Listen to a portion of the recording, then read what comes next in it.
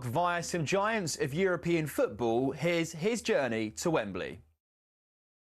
Sitting around 60 miles west of Munich, Krimbach's population is less than 14,000 people.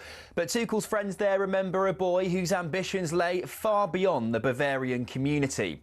His will to win was evident early. Tuchel often captained his youth football teams, and his school side lifted the national German football trophy in 1987. The Sport took the young defender on a whistle-stop tour of South Germany, from Augsburg to Stuttgart and then Ulm. A knee injury ended his playing career at the age of 25, though. Tuchel accepted his first coaching role in the Stuttgart youth setup in 2000, hired by none other than Ralf Rangnick. Under Tuchel's stewardship, the club's under-19s won their league title in 2005. But Stuttgart chose not to renew his contract, feeling Tuchel had an abrasive personality. He went on to manage Augsburg's second team before spending 5 years at the helm at Mainz. He then followed in Jurgen Klopp's footsteps and moved from Mainz to Dortmund. Here, Tuchel secured his first major silverware, the German Cup, in 2017. 8 more major trophies came next for Tuchel in just 5 glorious seasons. He won 2 Ligue 1 titles and a pair of domestic cups as PSG boss.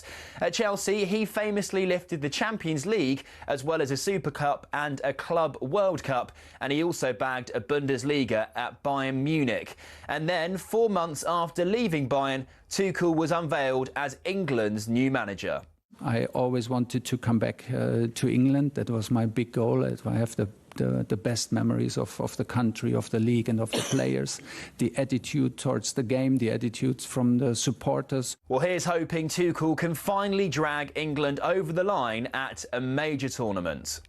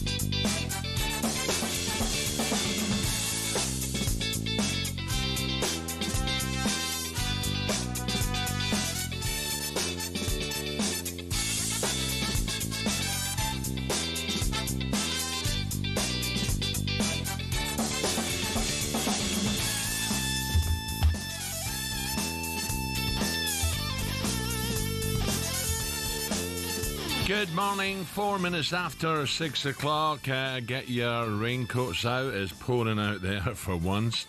talkSPORT Breakfast with Arnold Clark. Build your own car deal online, all with a few clicks. They make buying your next car easy peasy. Delighted to welcome Alan Brazil Ray Parlour with us. Ray, very good morning. How you doing, Al? Good morning. How are you? You struggling with them earpieces? Yeah, I thought I'm just untangling them. They're Muddling, aren't they? But, so what's been happening, pal? No, not a lot. Al been golf a lot this week. The weather's been hit and miss a little bit, but we do need the rain, though, don't we? Yeah. Oh, I mean, big stuff. The gardens needs that nice green back. I played at the Grove on Wednesday, Al. Beautiful. I'm a very sports player over there. It was the Arsenal golf day. So they take all their members over there, like different bits. Liam Brady played and Nigel Winterburn. But the course was magnificent. Liam's got to be getting on a bit now, isn't he? He got 41 points. I don't know what he's playing off, but I said to Liam, I said, 41? That's not bad game around the Grove. Well, he must be playing But twice. Liam, he's a top man, Liam. What a player back in the day. I always remember him when he said, when he left Juventus, wasn't he? And he said, oh, yeah, the president come up to me and said, I think it's time you leave now. We've got someone to take your position. And who was it? Platini. Yeah. You don't mind losing your position to Platini, Al, do you? I know, Liam was brilliant. Oh, great left foot and saw some cracking goals back in the day, didn't he? So I've played golf this week, Al. Next week, I'm going to Chelmsford tomorrow. Yeah. The racing. I can't go. Something come up, so I'm struggling. You can't go. I was looking forward to that. Yeah, that'd be really good. I do like it when the old music comes on after the racing. So I think Romford Ball's going, Barry Earn. And, I know, it'd be great. It'd be a good table. Would be on. Yeah. So going there tomorrow. And then an easy week next week, back on the golf course, I should imagine. Hopefully, with the weather's not like outside today. But lots of football all going on as well. There is. Love it. Lots to talk about today. The Champions League, we'll talk about that throughout the morning, was made for the league phase of the Champions League yesterday. The headlines. Trent Alexander-Arnold makes an instant return to Anfield with Real Madrid. Chelsea and Newcastle will both play at home against Barcelona. Arsenal welcome Harry Kane and Bayern Munich to the Emirates, and Man City go to the Bernabeu. Oh, some cracking games. Absolutely brilliant. I don't know did you like the format? Well, I was talking about it yesterday. I preferred Bagabi. I preferred when you do the knockouts like we used to. But when you see games like that early on, it's brilliant. It's mouth-watering for the supporters. I think most the clubs look at the away games as well, wouldn't they? Yeah. A good away trip. I think Arsenal got some great away trips there. Bruges, Slava Prague, some really good places to go. Athletic. Where's Athletic Club? It's not Athletic. Bilbao. Oh, Bilbao. That's in the Basque area. Well, that's a nice Basque trip. area of Spain. And then you would have had Celtic at home. You've got Kierat instead. Ugh. Yeah, I know. I'm scared about that. I mean, did you get any pelters like you was giving to Ali? A bit. Yeah, you getting a few pelters. Rod's coming on later. You've got to expect it a little bit, Al. But I was gutted for Celtic and Rangers. Celtic didn't deserve it. Let's be honest. You still got to feel for them, though. I mean, it's so difficult, isn't it, with the budgets they have? As I said before, what do they get if they win the Premiership, Scottish Premiership? It's about £4 or £5 million. Yeah, not a lot. And if you come bottom in the Premier League, you get 100 odd million. Yeah. So look at the difference. So it is hard to compete, but you still expect them to get, and it's such a big thing for the club as well, isn't it, financially, that they have to try and qualify. Well, you look at this. Brendan looked. He looked so fed up after the game, and they two goals at it, didn't they? Home and away, and couldn't beat them. You got to get it done at home. And play tactically away. Now, so Brendan, his face was tripping him, and then you go the other side, Rangers. What a game this is Sunday. Well, it was first 20 minutes, wasn't it? First 20 minutes, it was 3-0 down. God damn. Unbelievable. Well, someone sent me a funny text yesterday. Don't take this the wrong way. So, there was a Rangers supporter and the crowd got chucked out. He was a Catholic Rangers supporter, right? Yeah. And they caught him with rosary beads in his hand. He says, "What are you doing? What are you doing with them on you? This is Rangers." He says, "No, I'm counting the Bruges goals." No, did he?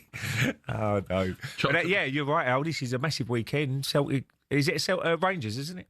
Rangers Celtic. Rangers Celtic. Yeah. So and Celtic go and get a draw. I'm not saying Celtic should go to win, but if they get a draw, it's not the end of the world. No, Rangers not at all. Have to beat Celtic. Well, they drew again, didn't they, to St Mirren last game? They have to beat Celtic. They have to beat them, especially being at home. They have to win, definitely. Now, we could go talkSPORT. By the way, and Hibs and Aberdeen out as well. What is wrong? Scottish football, Al. Scottish, please. SPL followers, let us know today. And they've got it's not just with Celtic Rangers. It's our standard now is pants. I'm sorry. Have you got any good young players coming through? I mean, that's what you got to look at, the academies and see. I know, look, in the end, they will end up in the Premier League, but you start your career, especially Rangers and Celtic. I would love to know, Ray, not just what Arsenal and the big boys spend on players, because we know that. That's ridiculous. Against Celtic Rangers. I'd love to know what budget the academies have got in the Premier League compared to the Scottish Premier. I bet it's massive. Yeah, it's difference. A lot bigger.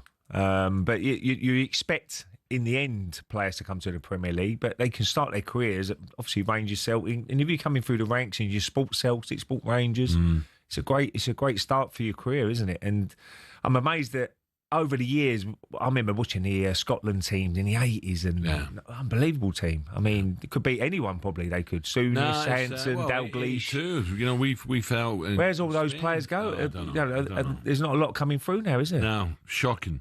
Now, a week ago, talkSPORT went to meltdown as Arsenal gazumped Tottenham for this player. Where's your head? Ball inside the area. Enter! Great attack down the right-hand side. Hard inside the box. Eza coming onto it with a right-footed volley into the bottom left-hand corner. Oh, Manchester City. But it's Palace that make the early breakthrough. I don't think the deal's quite done yet, and I don't think Spurs fans won't be able to relax until they see that photo of him on the club website holding the scarf over his head. So Spurs had a more successful season. But if you talk about league, they had awful, probably the worst they've ever had. They did. I just think as a football club, Arsenal right now are in a better place. You're saying that Arsenal, your side, should go and hijack that deal. Arsenal make a move for Eberiche Eze, and the 27-year-old wants to join them. Tottenham lined up a deal with Palace today, but after Havertz's injury, Arsenal are now closing in. Our football club stagnated, gone backwards. How's this one still going around? Because you're just Spurs, Matt. Honestly, it's a joke, and I'm sick. Oh, we had to dump him. He swore. He dropped an F-bomb.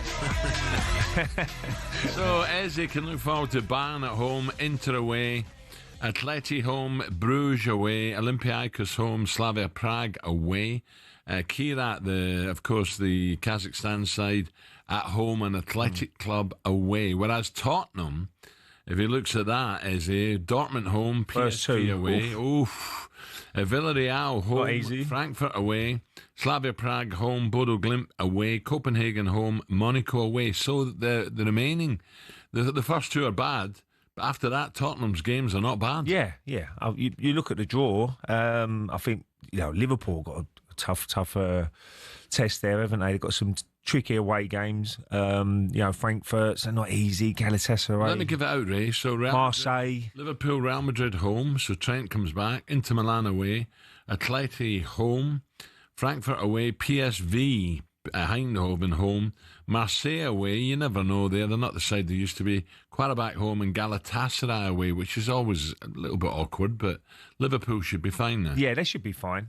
It's just that first game. They can get a win against Real Madrid, which they're very, very capable of doing, and they should do, especially being at Anfield. Then they're off to a good start. Yeah. Barcelona, Chelsea got Barcelona, Bayern Munich, first two games. Benfica home, Atalanta away is not easy. No, Napoli away is not easy. Ajax home, Napoli away. Oof, that's not easy. But you look at the last two, you should expect Paphos home, Karabag away. You should have enough there. And let's do City Newcastle while we're here. Dortmund home, Real Madrid away, Leverkusen home, Villarreal away, Napoli home, Bodo Glimt away, Galatasaray home, Monaco away, and Newcastle, Barcelona at home. It'd be interesting to see what happens with Eze. Barcelona home, PSG away, Benfica home, Leverkusen away, PSV home, Marseille away, Athletic Club home, and Union SG away. So, look, I think the English clubs are well equipped. Got a chance, yeah. Yeah, they're well equipped to get, to the latter stages and next round, especially. You just want to finish in that top half, didn't you? You haven't got to go through the qualifying route. So, yeah, I see most clubs getting through, if I'm being honest. Coming up, we turn our attention to the England squad being announced this afternoon. Will Jack Grealish be in it? We'll discuss that next.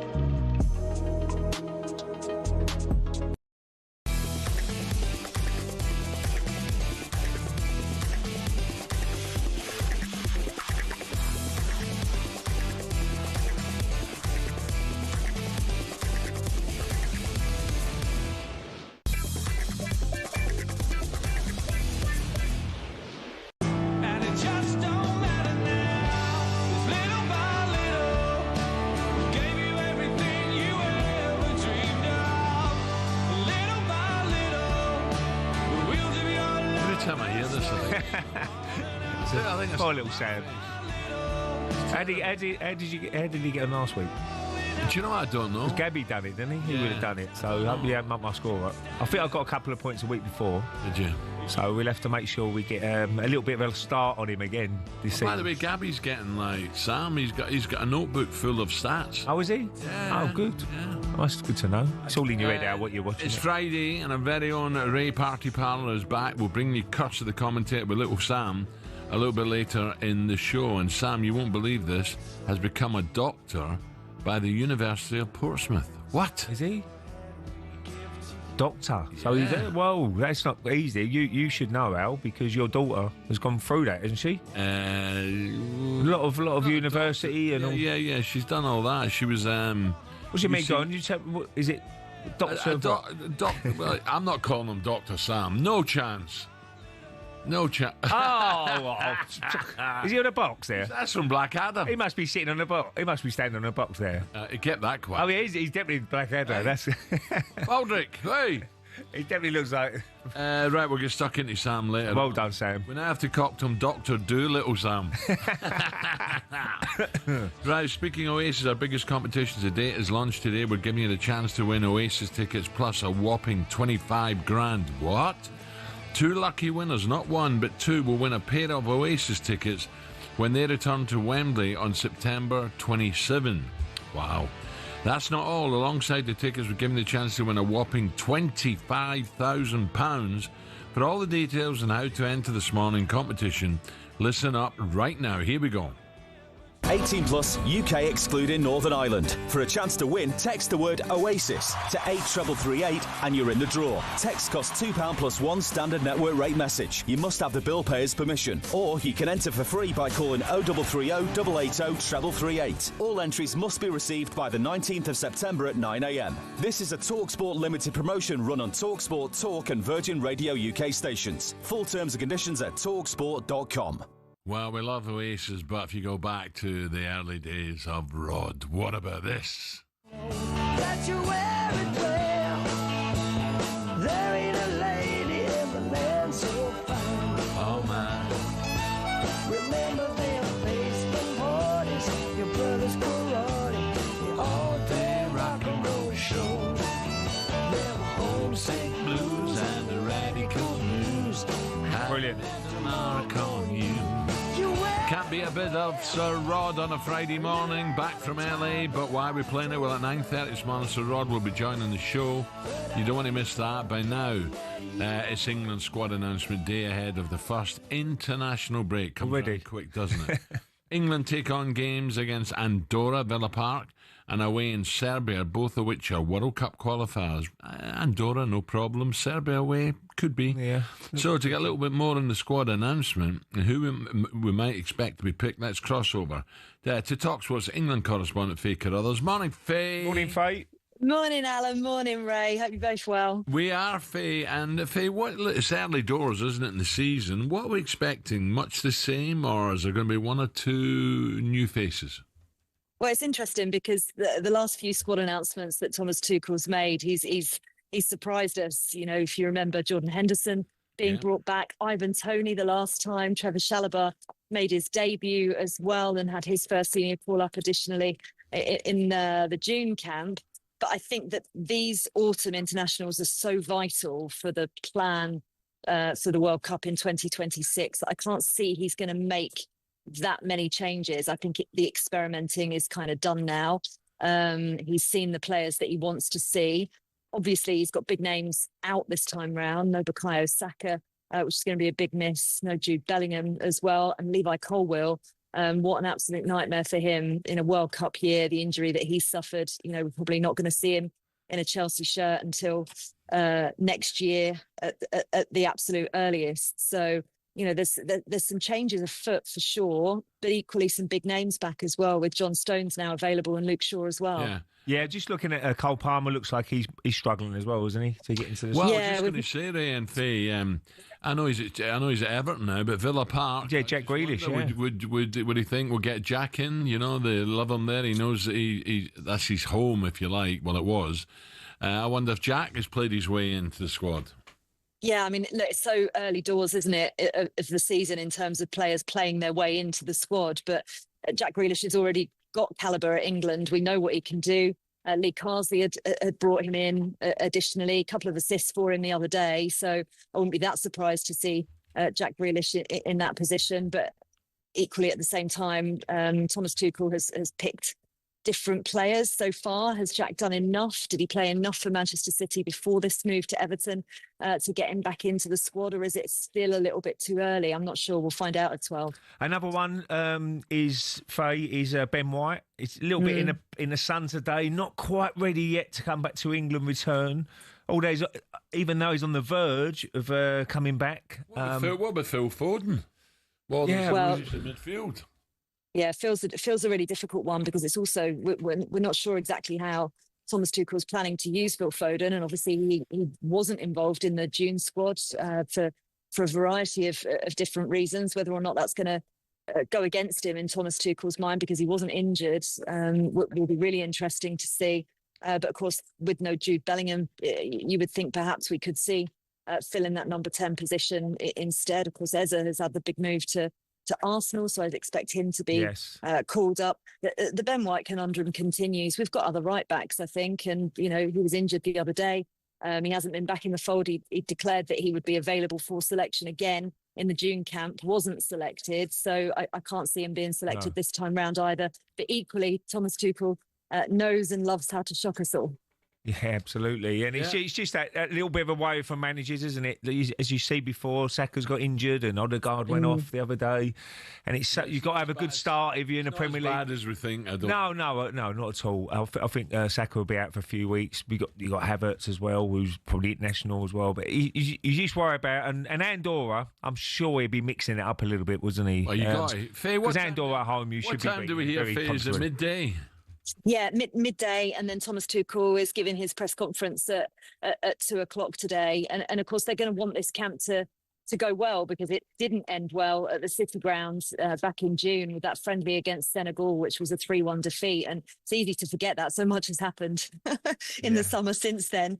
But this is where the real work has to start, and we need to really start seeing what Thomas Tuchel's England is going to look like. It's been a bit of a bitty start for him with different injuries, and he's not been able to play a consistent team, and he's testing out players. But, always these autumn internationals are key. It looks like qualification is relatively straightforward. The Serbia game is going to be really tough. We know the calibre of that team and how difficult they were for England to break down in the Euros in 2024. So I expect the same in Belgrade next week. But yeah, it's going to be really fascinating, these next 3 camps, because that's it. That's all they have. 4 camps now with that March one until they head out to the States. Yeah. At least you have a nice quiet airport there, Faye, in the background.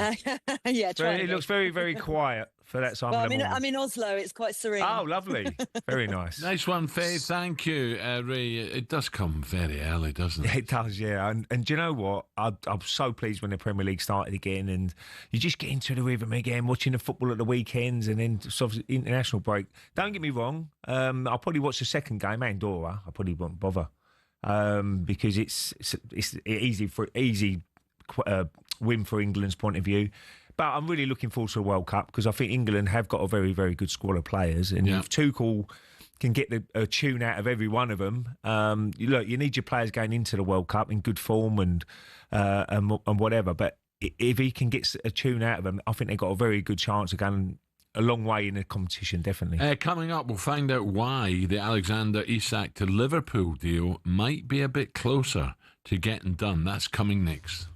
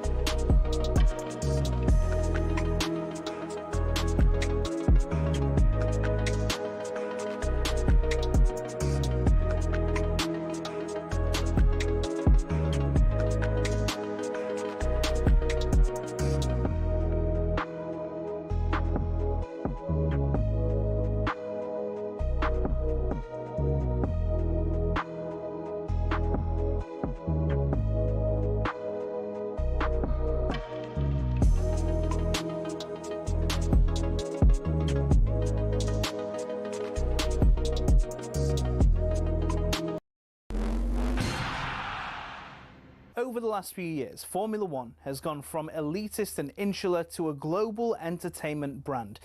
The transformation's down to American investment group Liberty Media, who cultivated a new image for the sport since buying it in 2016. Better access to drivers, improved content on social media and tapping into the US market have given F1 a massive boost in both attention and revenues.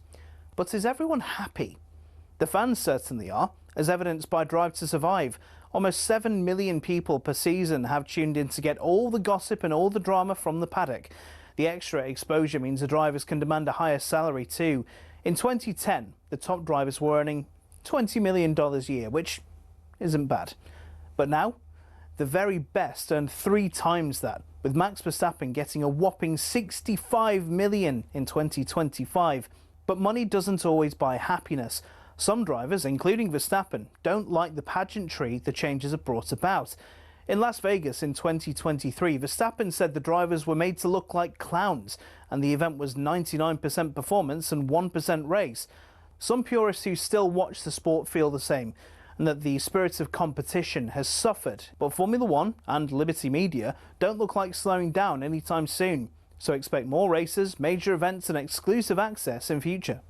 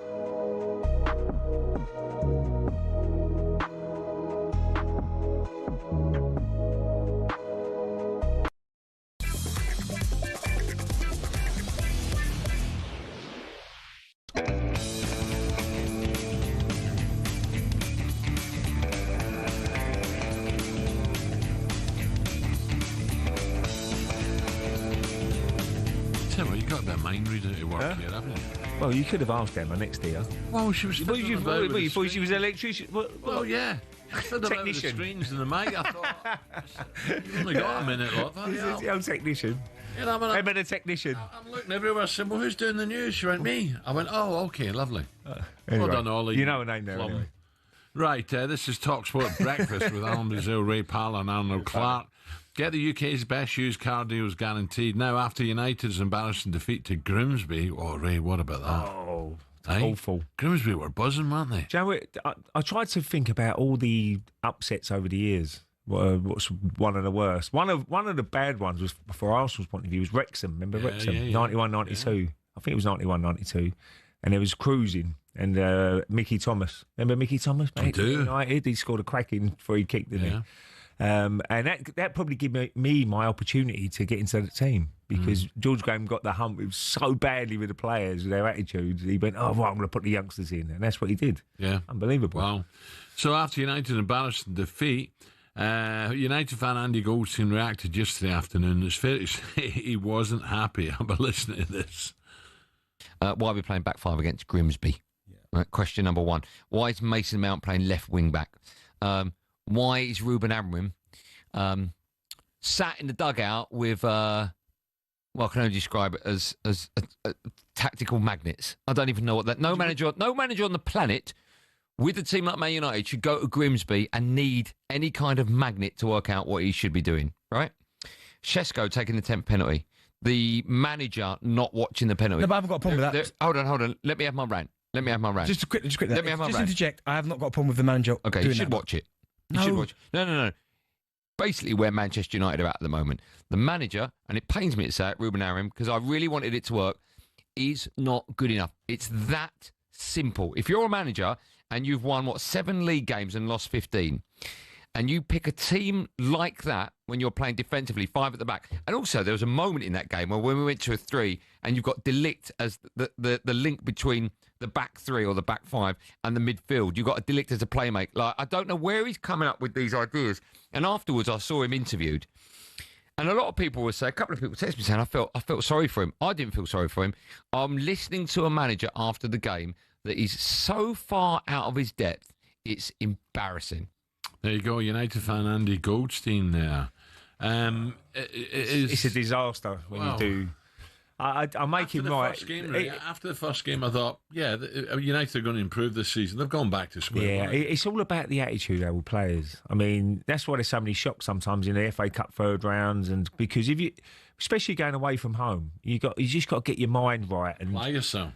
I would always play more British players and get the British players because they know they've come through what they're to expect sometimes. I remember going to Carlisle away in the 2002 and they kicked us off the park. We didn't have a kick. That was a much better team, but we got one chance score, but we had 2 or 3 didn't fancy it. 2 players. It only takes 2 or 3, 4 players don't fancy it, and then you get turned over. Yeah. Because it's their cup final. Grimsby, they're going to make a massive, night of it, and they expect to lose, but they're still going to have a brilliant. We played Man United, and do you imagine the players going when they're older? We beat Manchester United. It's attitude. It's not rocket science. You're better players. That's why you're playing for Man United. You set your team before they go out. First 15 minutes, they're going to have a go. Of course they are. Roll your sleeves up now. Never mind you're in. Exactly. Roll your sleeves up. Roll That's what your you got sleeves to do. up. Match their effort. Get to the ball. Absolutely. Win your tackles, then your class will come in.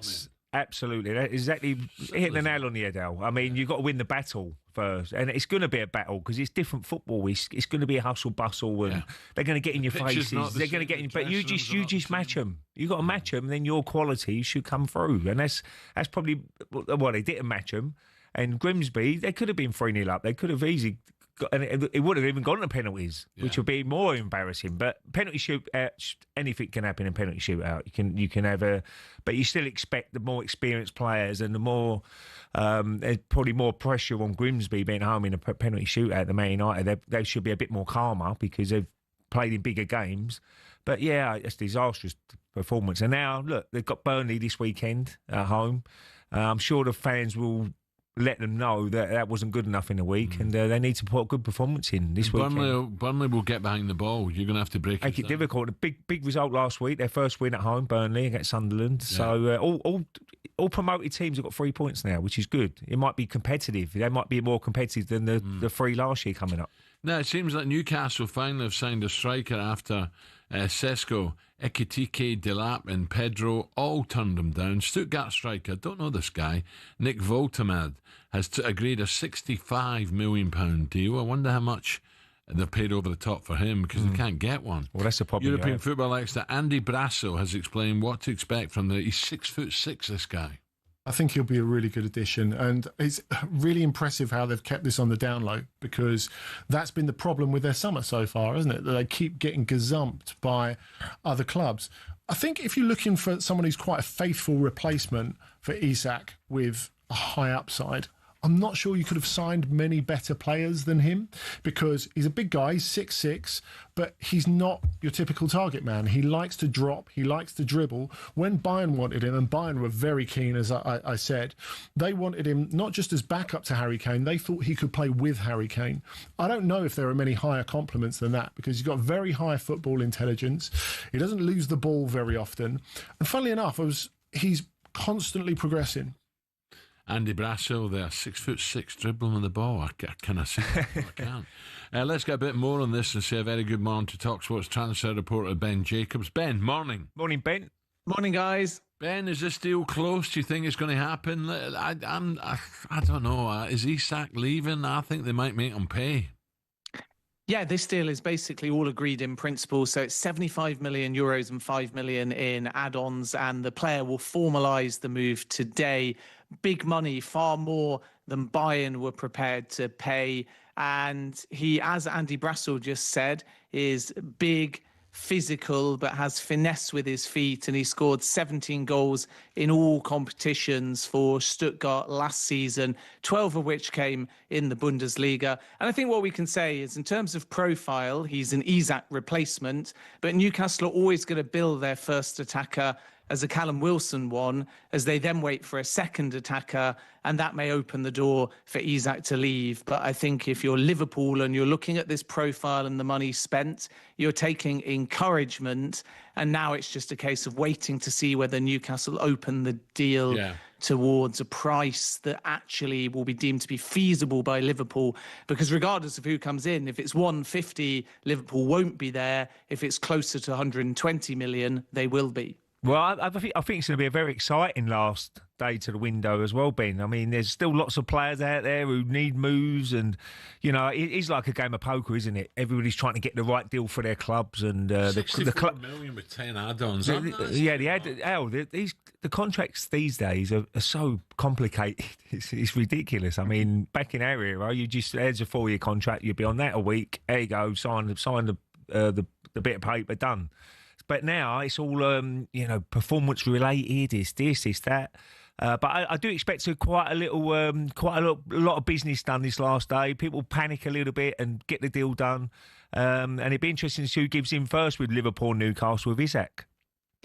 Yeah, and I think you have this sort of merry-go-round, like you say, and from Liverpool's point of view, they'll feel like they're the only bidder. They don't want to bid against themselves, so they may wait and it could go down to the wire. From Newcastle's perspective, I still think they want Johan Wissa. I'd be surprised if they bid again for Johan Strand Larsen, because he's a very similar profile to Nick Voldemade. Wissa offers something a little bit different, but Brentford don't want to sell at the moment. They want somewhere close to 45 or 50 million, and that's for a 28 come 29-year-old who's only got 1 year left on his contract plus a club option. And in addition, they need a number 9 too. Then you have other movement to look out for. Of course, Nicholas Jackson might be the big one on deadline day as well, still expected to leave Chelsea. And yesterday we found out that Christopher Nkunku was going to Milan, 42 million euros, and Chelsea have finalised Alejandro Garnacho for 40 million pounds, and that's a deal that suits all parties. So yesterday, a lot of movement. It felt in many ways like a deadline day yesterday, but there's still plenty more between now and the end of the window. And I think it's strikers, it's Isak, will he leave?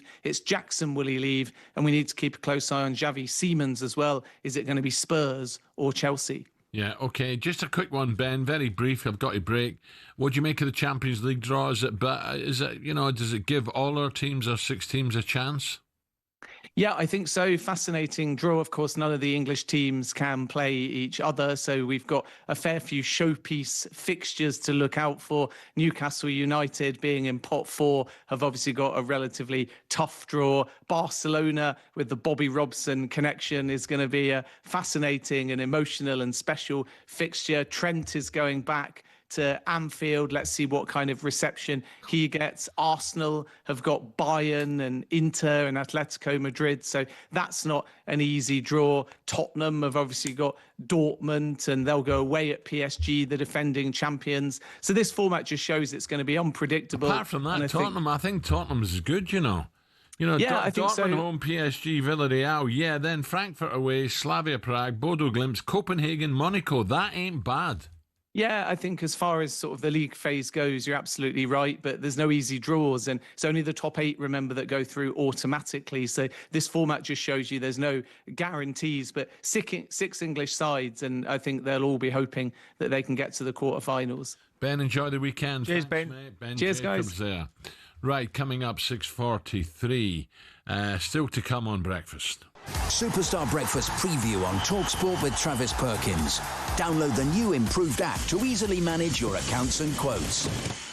So Trent will return to Anfield in the Champions League opener. The action when he left would suggest he'll be booed by the Liverpool crowd. Is it ever okay to boo a player who had so much success at your club as a kid all the way through? 03 717 22 3344.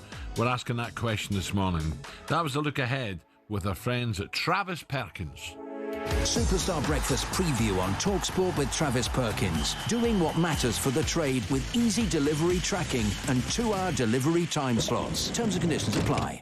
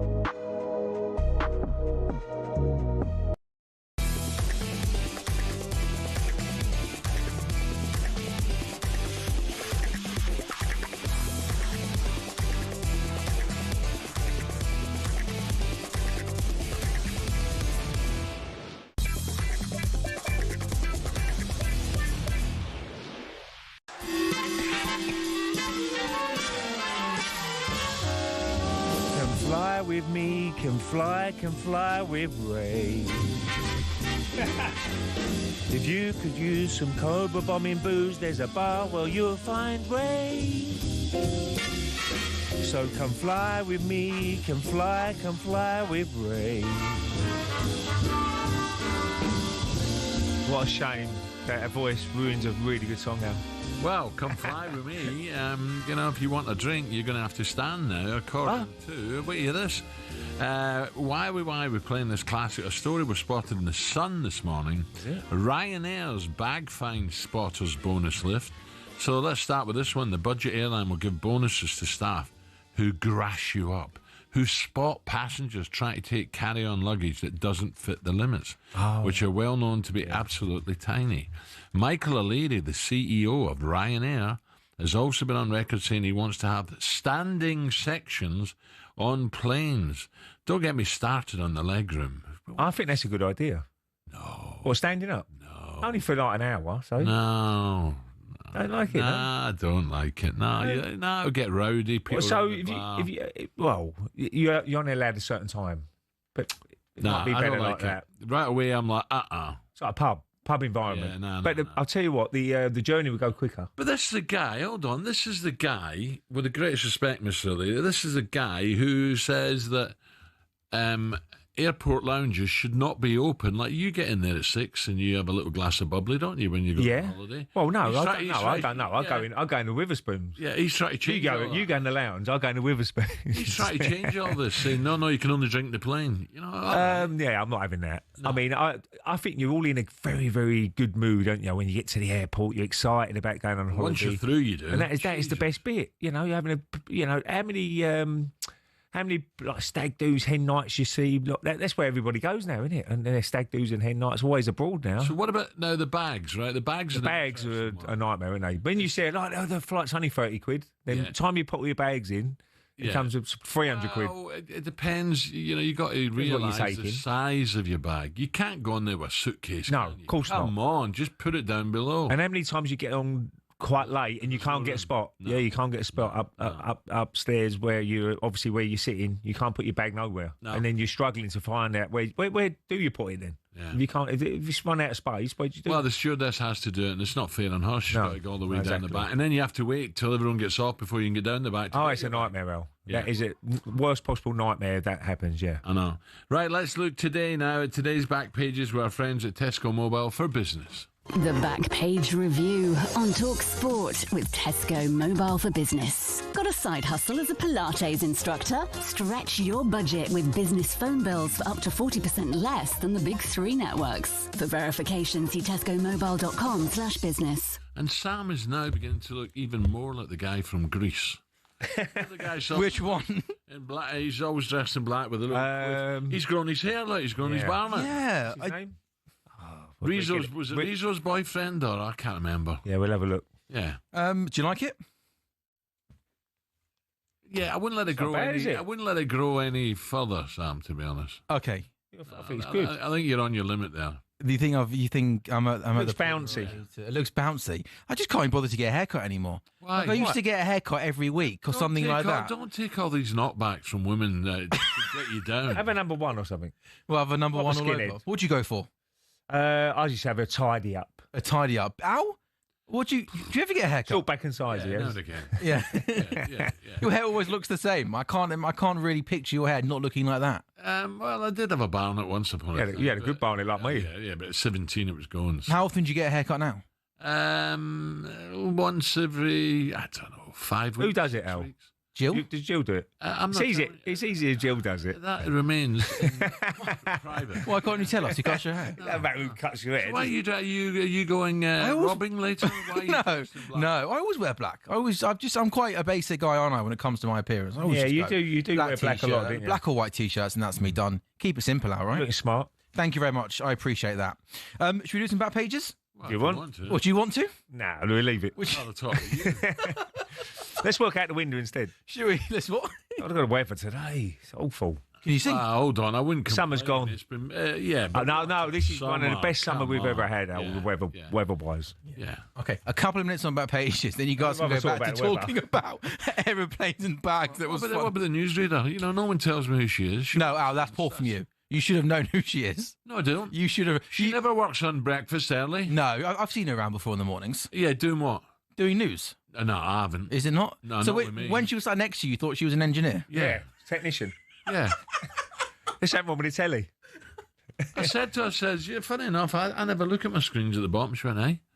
She says, I've got it. I says, why have you got to look at it? And why have I got to look over this? She says, no, I'm doing the news. Oh, that's unbelievable. Is that a Western Super? You had a Western. You should have known. I would like some information. You could have asked her. She was sitting next to you. Yeah. And also, and Alan asked Ollie, what's her name? And she's sitting next to him. She went, I'm Emma. That's even worse. I said, well, who's doing the news? I am. I went, oh, sorry, Emma. She's good though, Emma, isn't she? She's very good, Emma. She dealt with it like a professional, didn't she? But she was laughing. I would have thought, given the fact it was 6:30 and she was sat next to you in front of a microphone. She was fiddling about first. She didn't sit down. She was fiddling about. I thought she was giving Alan a haircut once. She moved her chair. She's got the barber in. Alan's got the barber in at 5:56. Anyway, what we...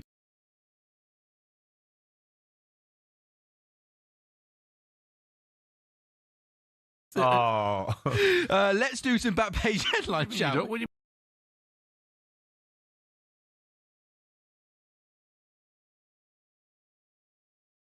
Let's do some back page headlines, shall we? It's all regarding... Right, you're going to have to move your newspaper. Sorry. You're coming across my newspaper. It's all regarding Ruben Amorim's future. Back in the Mail, crisis talks. Ruben Amorim is set for talks in Manchester United's hierarchy in the international break after casting. Can you speed read? Can't you have a quick look and then just ad-lib it then rather than, flick pages? You had to ask the producer for the newsreader's name. That's not ad-libbing, is it? It's nothing to do with the papers. I know it's in the papers. Okay, so essentially, there's talk in the papers today, back of the Mail, that Ruben Amorim might walk... That's more natural. No, but back pages, though. I should read what the journalists are saying.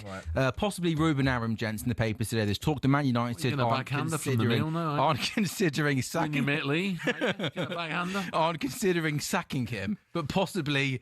he might walk away from the job. Ray, is there a possibility this Saturday, but don't beat Burnley, that he might walk away? I'd be amazed if he walked away. I really would, because he's probably on a decent contract. I don't know how it all works if you walk away. You wouldn't get paid, would you? Why would you want to do that? Yeah, you're giving up. You want to get compensation money, surely. aren't you? Yeah. And you get compensation then. But do you not think, watching his interviews after the game against Grimsby, the way he was speaking, the way he held himself, do you not think he looked a little bit like a man that's just completely run out of ideas of how to turn things around? First of all, he's not British, is he? He's foreign. Yeah. And maybe, if you get him in his own language, you'd learn a little bit more. So I'm not saying give him another 6 months, but I wouldn't just look. It's early days yet, and at the end of the day, whatever he says tactically to them players at Grimsby, they let him down.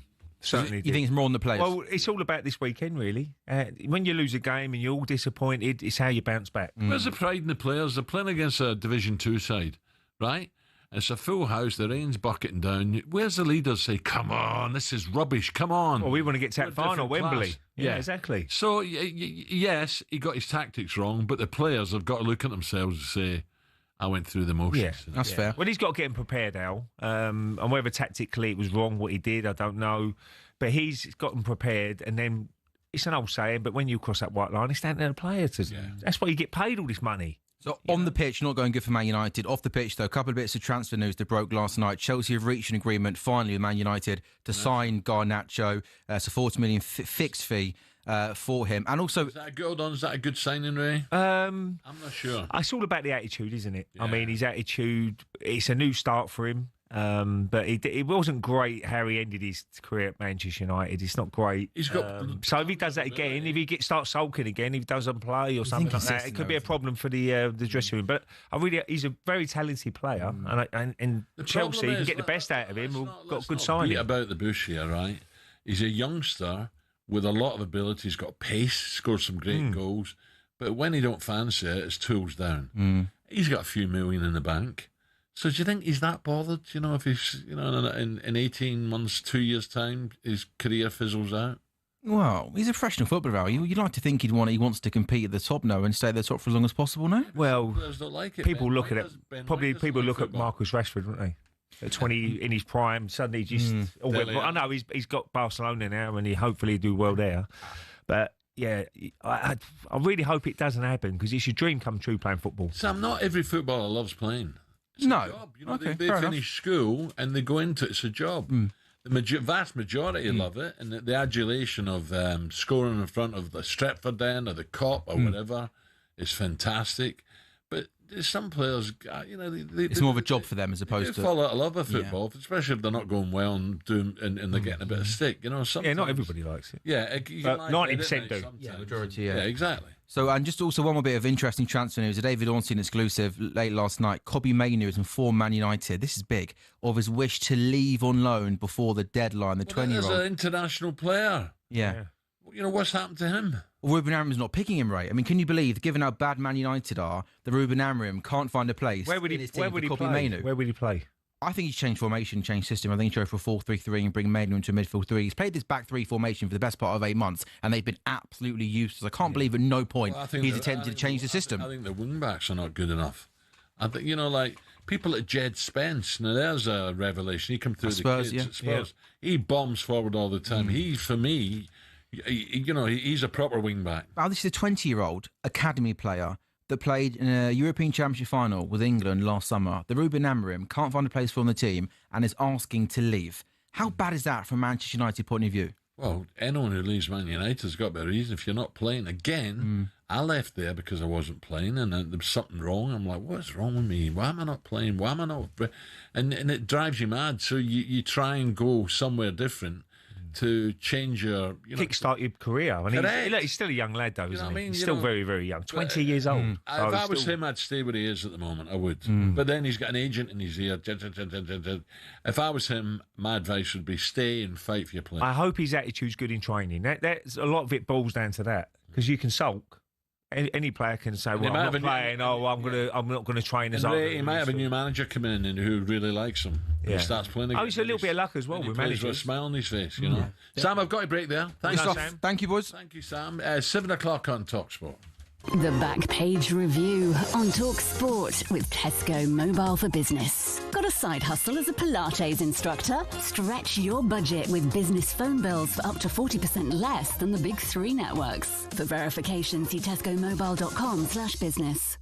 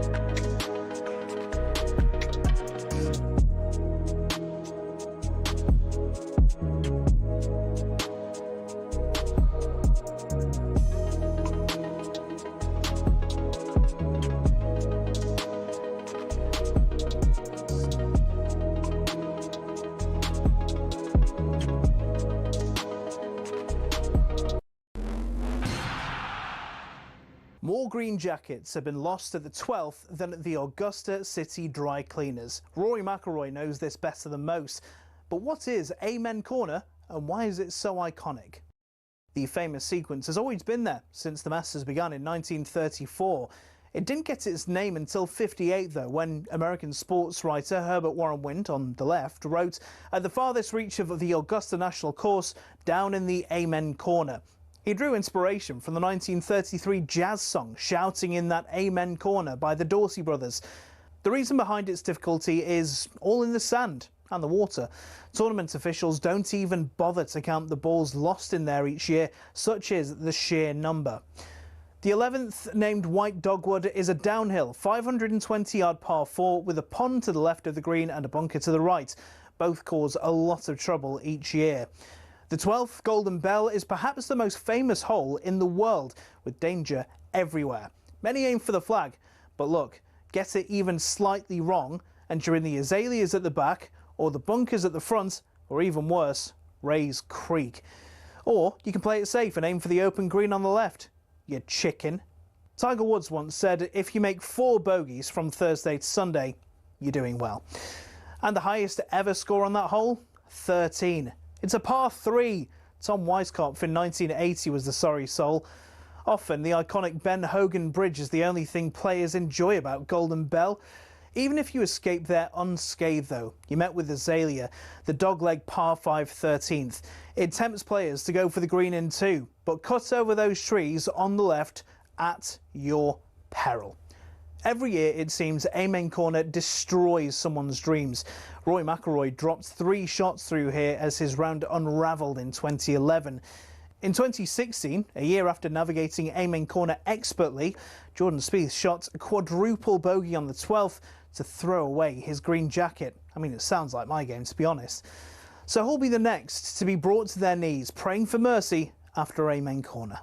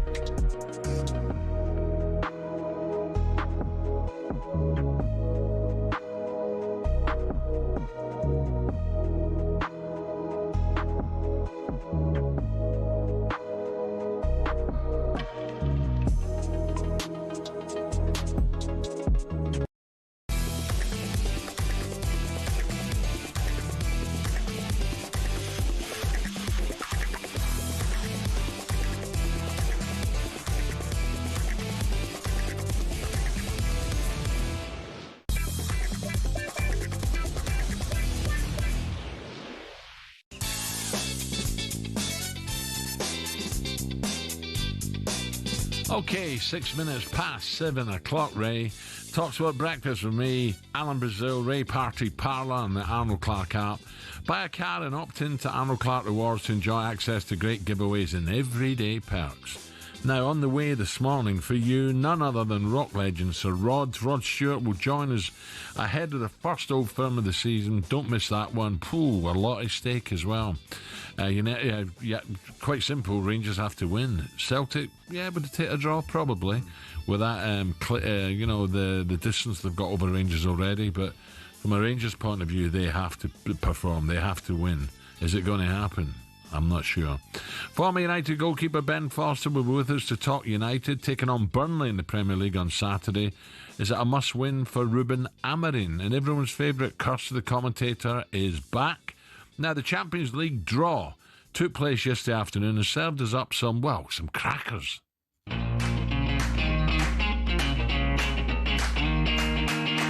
brilliant, what an effort!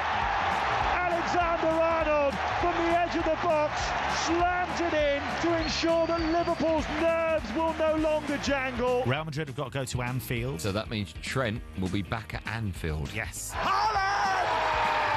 1-0 Manchester City, and it is a sublime goal! I almost feel like with Manchester City with their draws, it doesn't really matter who they draw. And every season, I almost fall for the same trick. Well, I think it doesn't really matter who they got. Arsenal 2, Real Madrid 0.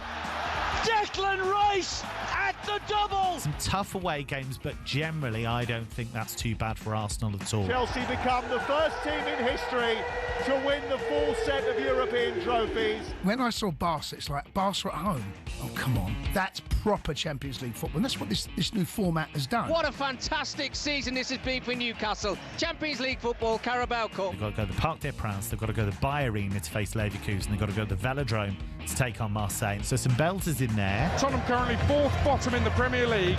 They'll be in the Champions League next season. I think they'll look at that list and think some fun games, but we can absolutely go through.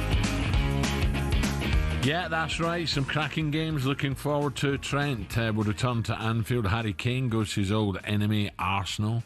Tottenham travel to champions PSG. Newcastle take on Barcelona. And City go to the Bernabeu to highlight a few. Some absolute great games. Ray, what sort of reaction will Trent get? Do you expect he won't be booed by every Liverpool fan? Yeah, he will be booed by a lot of them, though, I should imagine. But I don't see a problem in that. You just got to expect it sometimes as a player, the way he lived. He wanted a different challenge. He wanted a different way of life, which it is in Spain. And I'm sure Jude Bellingham was telling him how good it was, and where to go and where to live and all that sort of stuff. And he just wanted a change, but. I didn't agree with when he's playing with a Liverpool shirt on, which towards the end of his, everybody knew he was leaving, but they booed him when he had a Liverpool shirt on because he's still trying to do the best he can for Liverpool and try and get as many points for Liverpool as he can. But when you're in the opposition then and the way you've left, I don't see a problem in that at all. If you do boo him, and as a player, you accept it. Yeah, simple as that. Well, look, Real Madrid in City's group in the Champions League. What about that? Let's get what sort of reaction the Real Madrid fans have given them so far. Let's say a very good morning, European football expert Kevin Hatchford. Kevin, a very good morning. How has Trent settled into life at Madrid? Morning, Kevin. Morning, guys. Yeah, it's been a tough one, actually, for him, not least because Dani Carvajal's back. And what that means is that Dani Carvajal is going to play a lot of games at right back, and Trent won't necessarily get those starts. So, big away game at Anfield. The irony is Trent might not actually start that game for Real Madrid the way things are going, because Xabi Alonso's talked about how important Carvajal is for the dressing room, his experience.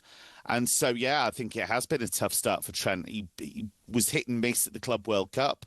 He had some good games. There was one particularly good assist for Gonzalo Garcia, I think against Juventus, I seem to remember. But generally, it's taken him a while to settle in. And now that Carvajal's back from that serious injury, he's not necessarily going to be a nailed-on starter. So we'll see how it develops over the course of the season. But if you look at Xabi Alonso's time at Bayer Leverkusen, what you realise is it is all about the team. And there were some quite big names there that often wouldn't get in the team. You think of guys like Patrick Schick up front. For some of the big games against Bayern, for example, he would go for more nimble, quick forwards, and Schick would get left on the bench. Yeah. So he's not scared to leave big names out. No, absolutely not. Kevin, I've got to ask you about the draw. Out of all their British sides and English sides, who would you say has got the best run of games there? I think Arsenal will be happy with what they've got because they've got Kairat at home, and Kairat are the Kazakh team, so they haven't got to go away to Kazakhstan there. They've got Olympiacos at home as well. They go Slavia Prague. So there's some gentle ones there. There's some eye catchers as well. Got to go to Inter again. They did that last season. Bayern at home, Atletico at home. But I think Arsenal look at that and think that's okay. I think Liverpool's is rock solid because you look at the away games they've got. They're all in bear pits. They've got to go to Galatasaray. They've got to go to Marseille. They've got to go to Eintracht Frankfurt. They've got to go to Inter. Yeah, exactly that. So all of their away games, I think, are really, really tough. And one thing that's really interesting, actually, you look at Man City's list of games. Kevin De Bruyne back at the Etihad potentially. Napoli, because Napoli are going there, so that might be fun. Do you know who I think's got a good draw, a fair draw, and every chance? Spurs, I really do. I like Spurs, especially get the first 2-3 games out of the way, then I think it becomes easier. Yeah, it's the home games that really stand out for Spurs in terms of winnable ones, because they'll face Dortmund, and Dortmund can be a bit hit and miss, especially away from home. Villarreal at home, Slavia Prague at home, Copenhagen at home. I think they'd fancy that. And yeah, I think overall, Werder Glimt they've got to go to, but a lot of clubs go to Werder Glimt and can't deal with it. It's the edge of the Arctic Circle. It's weird conditions. But Spurs have done it because they've been there last season. And were solid, weren't they? Europa League. Yeah, and they were rock solid. And I was one of the ones, I must admit, who thought, I'm not sure if the first goal goes in for Werder Glimt, Spurs might wobble a bit. They were great. They played really, really well. And that Monaco day. away, there's a cracker too, especially if they've already qualified. That's a belter to go. Just a short hop in the plane down to Nice, along to Monaco, party time. Nice little away day. Nice little away day. Just That's the other thing to remember. For some of these fans who are going to go and make these trips, there are some belters, some really fun away days for fans, I think. Kev, what do you make of the Solskjaer sack with Besiktas? What's happened there? And if Amorim goes, could Solskjaer come back to United as maybe, temporarily? I mean, he could. I'm not sure that would be the best step, to be honest. He's had a really tough time at Besiktas. It started well, and there was a bit of optimism, but he was onto a bit of a loser anyway, because the fans are very angry there about what they deem as mismanagement over the past few years in terms of transfers, in terms of challenging for the title. The squad was really unbalanced. They've made efforts to try and fix things, but they went out to Lausanne, the Swiss club, in the Conference League playoffs, and he was never going to survive that. So the fans have been quite angry with him, I think, unnecessarily. And this has been a long time coming. So, yeah, I'm not surprised he's gone. Whether United should turn back to him, I'm not sure. And Kev, Newcastle fans out there be hoping they got a striker coming in. This morning, I think he'll be having a medical. Can you tell the Newcastle fans and all the English fans what sort of player they're getting? So Nick Woltemada's a little bit like Peter Crouch in the sense you've got a really tall guy, but incredible touch. He's somebody who's really, really exploded into life in the last year. At Stuttgart under Sebastian Hoeneß, who's a great coach in terms of getting the best out of young players. So at Werder Bremen, it hadn't really worked for him, and you thought, we keep hearing about this kid, and he isn't scoring goals, he hasn't really come through, he's not starting games. He went out on loan to a lower league club, Elversberg, banged a load of goals in. And then Stuttgart took a chance on him and went, we'll pick him up. It was a low-risk move for them. And he's been brilliant. He's very unusual. They call him Volta Messi in Germany because it's so unusual seeing this gangly guy slalom his way through challenges. He had a great under-21 Euros with Germany. So not a long track record of success, but you look at him and you see the finishing, you see the potential. I think they've got a good one there. I know it's a lot of money and it is a risk, but I think there is huge potential there. Kev, nice one, mate. Have a Thanks, great Kev. weekend. Thank you. Now, Cheers, coming guys. up, it's crazy. We've just started the season. Coming up, could Forest away this Sunday be Graham Potter's last in charge of West Ham? Or do West Ham fans simply expect too much? We'll discuss that one next. 7:16.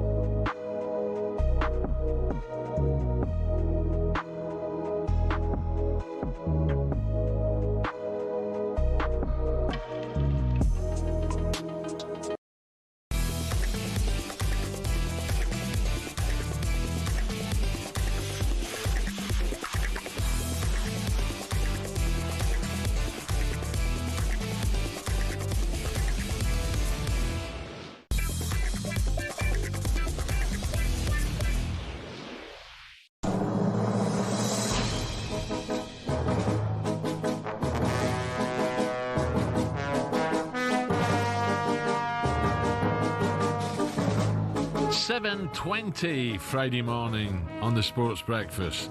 talkSPORT Breakfast, Alan Brazil and Ray. Pigeonhead Parlour. Oh, wow. What's this Pigeonhead? Well, I went to Hong Kong and I had to try some different food out there, and one of the dishes was pigeon, and it had a head. You didn't eat it? No, I didn't eat the head. I ate the leg. The leg was quite nice, it was. Oh, no. I'll show you the picture in a minute. No, I don't know if they still got it, but it was a pigeon head. Do they wind you up, the noise they make in the mornings? Yeah, I've got loads of them. How's it going? Oh, yeah, it does my head in, seriously. Woo, woo, and then they leave it, and then another one over there does it. You got Wilson Essex. They're over there. No, see, you know what I mean, though. The noise pigeons make in the mornings at about 5 o'clock. I'm like, what? God, especially when it's hot. Sometimes when I've got the window open. Sometimes I just like sitting on my own and I listen to the birds. Well, all the different birds. Well, yeah, it's amazing. It's like a little route. There's 4 of them. There's one in my garden, one over there, and they just go round in a circle with the noise. When I leave in the morning early, the old owls are out, and you hear them. Well, you've got a lovely garden. You've got a lot more wildlife in your garden, Al, than I have. You've got all the big kites going past, didn't you? The buzzards. Oh, amazing. They screech as well. You can tell they're about. You just look up and they've got family. They've got a family now. It's brilliant. What's the unusual? What you don't see too often, but sometimes you have seen them. Wildlife. Woodpecker. Yeah. Lesser spotted or greater spotted. Yeah, I've seen a few, but you don't see many.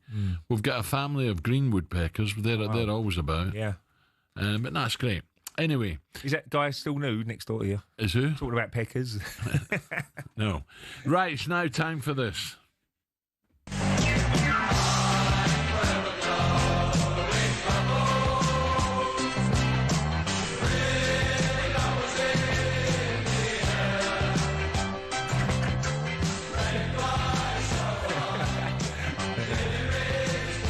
Right, Johnny Cash is back. What we got, Johnny? The pressure out is well and truly on Graham Potter at West Ham. They started the season with a 3-0 defeat at Sunderland. They were thumped then at home by Chelsea last Friday night, out with the cup against Wolves in the week. Jared Bowen had some words with West Ham fans after the game, and they finished last season not in good form. Since Graham Potter's first Premier League game in charge at West Ham on the 14th of January this year, no ever-present side have picked up fewer points than the Hammers. Is it his fault? Well, that's exactly what I was going to ask you. He needs a little bit of help as well, doesn't he? He's lost Kudos. He hasn't really bought a lot of players in, has he? I mean, no. So only they look a little bit light in only squad 2 new depth. players have started in their opening game. Well, it says in the new goalkeeper. They're going for Southampton. Mateus Fernandes. Yes. See if you've been honest here. Are we saying that? You know, if you're a West Ham fan, realistically, right? We got a few down the pub, haven't we? It's a sleeping giant. Realistically, this season we'll take 4th, 5th, or 6th bottom. Yes. At the moment, and that's certainly would. But they do. The manager needs a little bit of help. But I do believe it is a sleeping giant. You know, the away fans are, pack every. If you give them 5,000 allocation, they fill it up. 5,000. When you say sleeping giant, Ray, it's a London club. It's got a big stadium. If you go back a couple of years under David Moyes, they won a European trophy. They had 2 top 6 finishes. That was only 3 or 4 years ago. But that wasn't good enough. I know, but do you not think, looking back on that, given where they are now, well, absolutely, almost be careful what you wish for a little bit, Al. A lot of clubs have got a thing like that. I think the key there is Davy Moyes. You know, Davy keeps getting bombed out after a while, and he proves people wrong time and time again. You guys have got West Ham friends. I don't know if you can answer this question, but you hear a lot of giving their season tickets the West Ham way. What is? Do you guys know what they mean by what is the West Ham way? You're going back to the 60s, aren't you? Sure. We won the World Cup and stuff. The academy. West Ham always did play beautiful. Well, they did have one of the best academies. If you look at some of the players coming through the ranks, even the youth team, South East Counties, when I played against them, they had good players. Rio Ferdinand, Joe Cole, Frank Lampard, Michael Carrick, Glenn Johnson. There's some brilliant players. I've missed probably a couple out there, but they've had Defoe. He come through the ranks at West Ham as well. So at that era, they had some unbelievable players, and look, it's a situation that they've got to be worried about this season. Look, they've got 2 days to sign a couple of more players, and look, if they get the right players, they should be all right. But it's a confidence thing as well. It wasn't great against Chelsea, was it? I mean, game one, they were awful. They were awful. And being knocked out the cup doesn't help.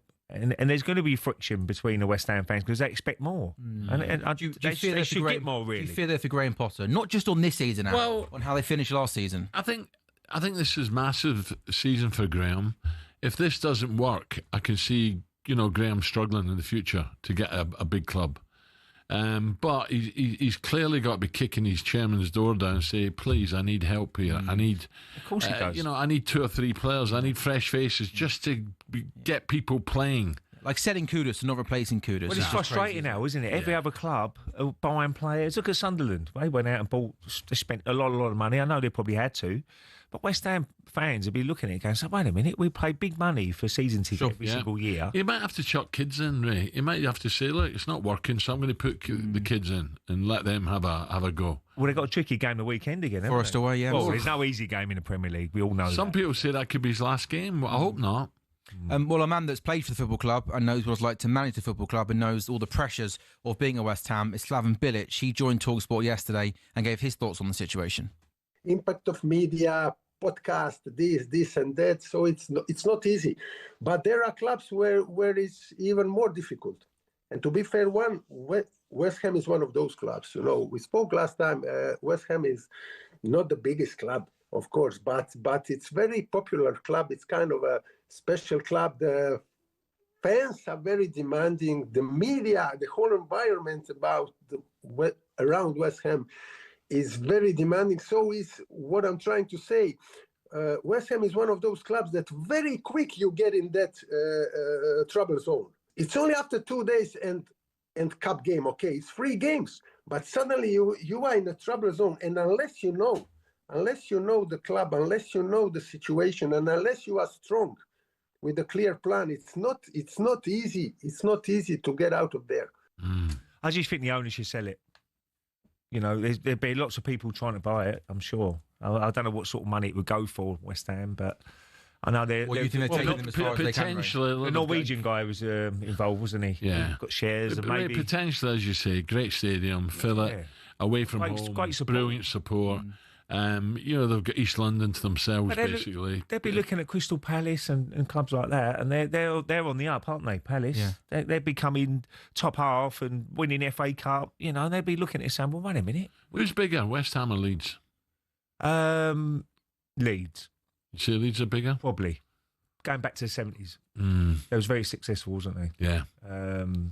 And they've got massive support as well, Leeds United. Absolutely. Very similar supports, but I'll just go by what trophies they've won. Yeah. Probably Leeds, wouldn't it? It has to be. Right, Sam, thank you. Thanks, boys. Coming up, we turn our attention to the huge game this Sunday. By the way, just quickly, I just see that come up on the screen. The Rangers Supporters Club Association have called for Russell Martin. He's got to be sacked. Why would you do that before an Old Firm game on Sunday? I don't think that helps anyone. I really don't. Coming up, we turn our attention to the huge game this Sunday. Liverpool take on Arsenal. What a game. Who are the genuine favourites to the title right now? Good point. We'll discuss that one next.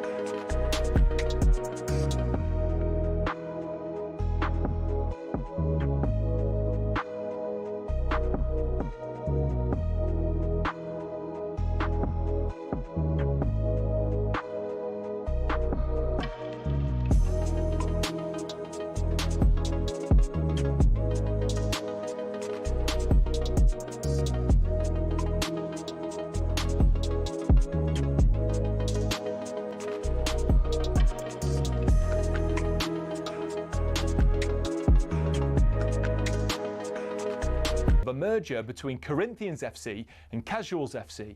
Now, Corinthians FC were founded in the late 1800s when the FA's top brass were absolutely sick of getting pumped by Scotland every time they played them. As a result, Nicholas Lane Jackson set up an amateur side which would bring in the best players who could all play for the national side. And it worked. It wasn't long before England were dominating the international fixtures they played, and it was largely down to Corinthians. In fact, in 1894 and 1895, they played consecutive games where Corinthians provided the entire England 11. But the thing is, the players refused to play professional football. They didn't believe in it. They wanted to spread the values of sportsmanship, competition, and played for the love of the game. It also helped most of the players were Oxbridge graduates who didn't need the money, but instead of entering league and cup competitions, they played exhibition football and toured the world, bringing the beautiful game with them. Think of it like the Harlem Globetrotters of football, and it was this which spread the game throughout the world and made it so popular. Most famously, in 1910, they travelled to Brazil, and the locals in Sao Paulo were so impressed they started their own team under the same name. Yes, the same Corinthians who won the FIFA Club World Cup in 2021, one of the biggest clubs in Brazil.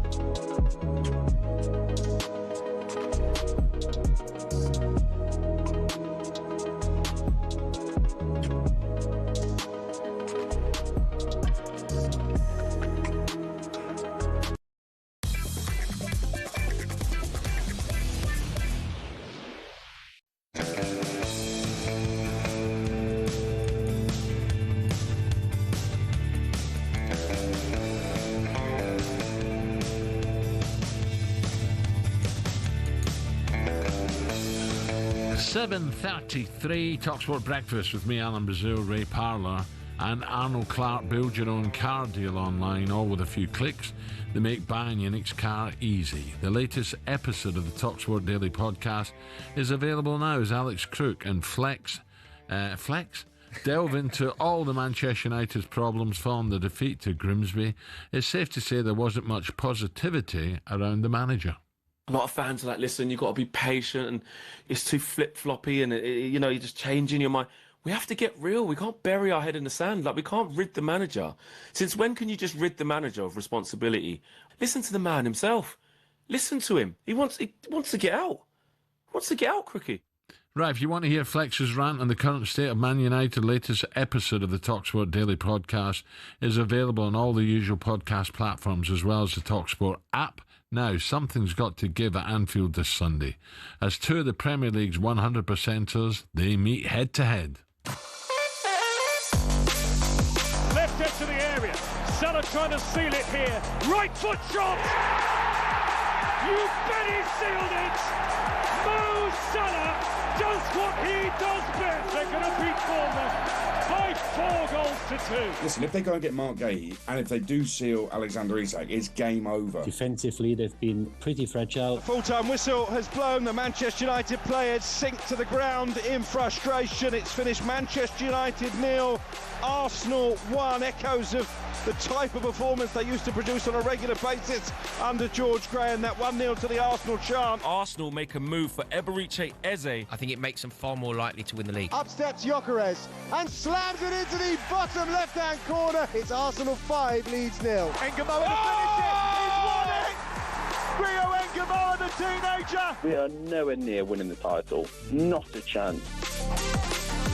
Yeah, it's an absolute cracker. Before I just go into this game, I just want, if you've just joined us, let me give you the Champions League draw for Liverpool, right? So I think they're pretty fair, the draws. But Liverpool, they open up Real Madrid at home, Anfield, Inter Milan away, Atleti home, Frankfurt away, PSV home, Marseille away, Qarabağ home, Galatasaray away. And the Arsenal, Bayern Munich home, Harry Kane, Inter away, Atleti home, Club Brugge away, Olympiacos home, Slavia Prague away, Kirat home, Athletic Club away. So two decent groups there for Arsenal, Liverpool. Yep. Now on to the game. Eze could make his debut this Sunday. 4:30, excuse me, kick-off. The Gunners haven't won on the red side of Merseyside since 2012, Ray. Easy. No Saka, though, after he hobbled off last weekend. If you rewind back to 1992, just been seeing a bit on the television screens, Liverpool hosted Arsenal. A certain Ray Parlour made his debut. He gave a penalty away with a shocking tackle and got subbed off for Perry Groves. There you go. And the other side was a certain former Liverpool striker who joins us now. It's a good morning, Dean Saunders. Dino. Morning, Dino. Al. Morning, Ray. Morning, Dino. Dino, what do you make of that? What did Ray Parlour, that nasty challenge? Ronnie Rosenthal it was. And it would have been, it was definitely a free game ban now. I should imagine, Dino. That tackle Anthony Gordon made on Van Dijk was just one of your normal tackles that you put in every game. Yeah, but he was. We'd just been watching footage of Tony Adams back in the day. Whoa. And some of the tackles he was flying into. Footed. He would have been sent off every week now, Tony. Right, in the end with Tony Adams, because he used to just go straight through the backs of my legs, and the first chance he got, he used to engineer it so that I went short. Yeah. And he'd go right through the backs of my legs. I started pulling the referee going out the tunnel. Ref, just letting you know, Tony Adams is going to go through me in the first 5 minutes. He thinks he won't get a yellow card. And he's going, come on, Dean, we haven't started yet. But when he done me, I used to look at the ref and go, there you go, there's another one. Yeah. But they were clearing up. Steve Bold, Martin Boldy. Field, Oh. Andy Linnigan. He used to do me as well. Yeah, but you like that one on the touchline when the centre half's about to knock one up the sideline. You just get there just slightly late. Dino, have a bit of that, son. Well, do you know what? I just spoke about Anthony Gordon's challenge, but that's what we all used to, as strikers, and Al used to do it, as they were clearing the ball, you used to try and block it, but if you got the defender as well, then the bonus. Great. Well, you had to, because you get kicked lumps out of early on, didn't you? Yeah. Dino, what about Liverpool so far? This is a funny old game, this, you know. I've gone for a score draw, you know. I don't think anyone's, it's early days, but I don't think anyone's been outstanding yet. No, I think Arsenal are the most settled team. Liverpool have got, starting with 4 new players, which is nearly, obviously, big part of your team missing. They've lost Diaz, Jota and Nunez, who scored 33 goals between them, so that's hard to replace. They've got 2 new fullbacks. Frimpong's injured, so Sloboslai played right back the other day, which is not ideal. Kirkes is struggling at the minute. He got done at the back post, like Guimaraes got above him and headed one in. He got done just before that by Anthony Gordon, who headed it over the bar. Yeah. So he's got to improve. But he'll be relieved Saka's not playing. But Arsenal are loaded up with wingers, aren't they? Yeah, it's going to be interesting if that left-sided area, where he goes with Martinelli, Eze. I think Eze will come in, wasn't he? He'll be tucking in a little bit more, where Gyökeres might be running into the space, a little bit like Henry used to do on that left-hand side.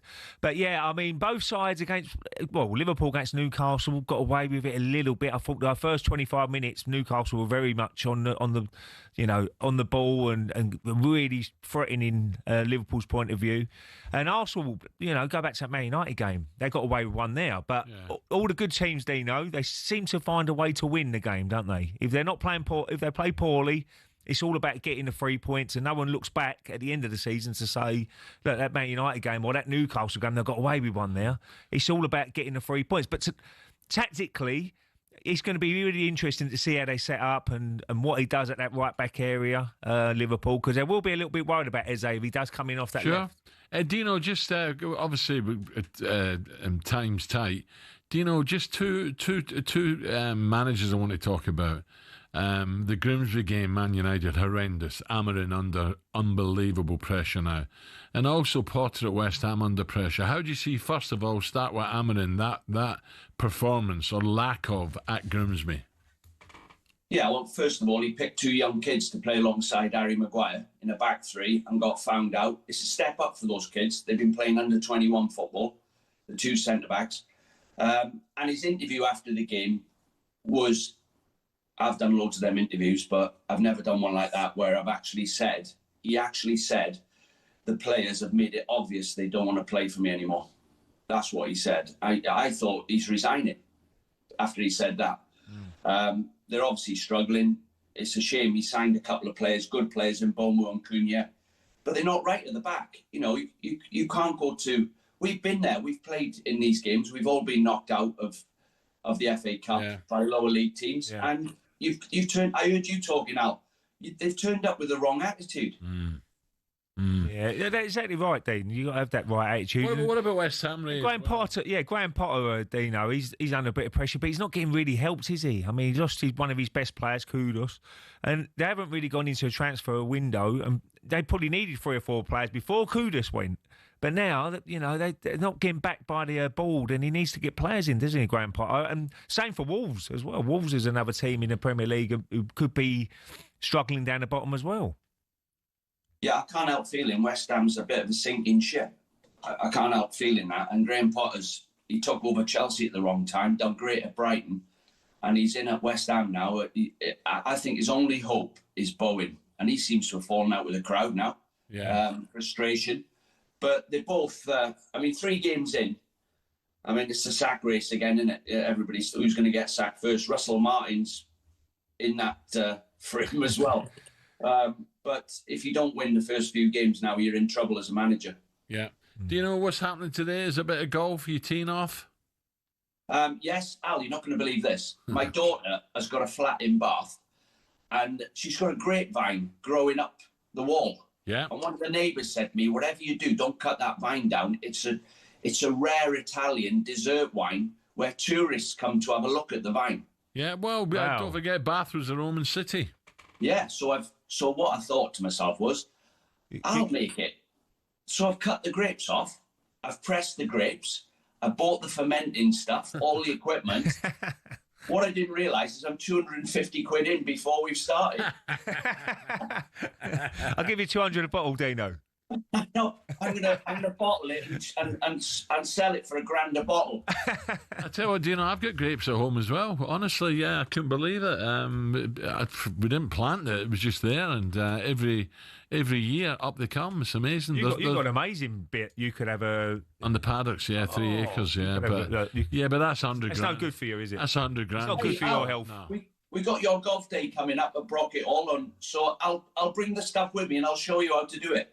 Nice one, Dino. We'll do that. Thank you. Enjoy the golf. Dean. Thank you. Have a great weekend, mate. Dean Saunders there. There you go. Bath is a beautiful place. Beautiful place. My horse went run there once, and I went all the way up to the park to watch it. Didn't come nowhere, but very expensive to live place. there, by the way. Really, up the M4, isn't it?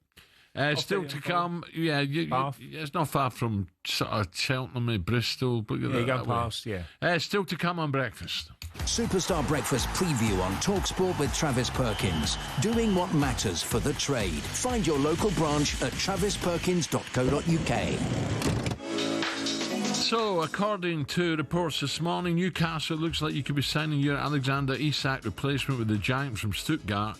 If you get this deal over the lines, it's just a case of get Isak out no matter what ahead of the deadline. 03717 223344 is the number to call. More transfer talk next as we play Transfer Tinder. That was a look ahead with Travis Perkins. Superstar Breakfast preview on talkSPORT with Travis Perkins. Bricks on bricks on bricks. Over 40 million available to order with delivery to site. That's one less thing to worry about.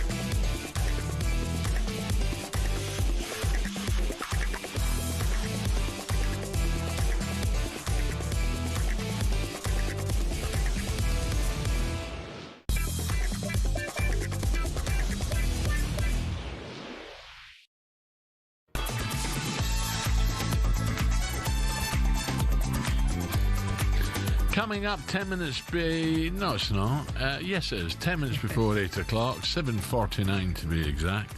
Ray Parlour, what do we know this Friday morning? Right, let's kick off. Newcastle United are closing in the signing of the 6'6" Stuttgart striker Nick Woltemade in a move worth around £65 million, with add-ons I think. But could it be an Isak replacement? That's the big question. What happens to Isak? Both Liverpool and City will face 15-time winners Real Madrid in the league phase of the Champions League, while Spurs and Newcastle must both play holders PSG.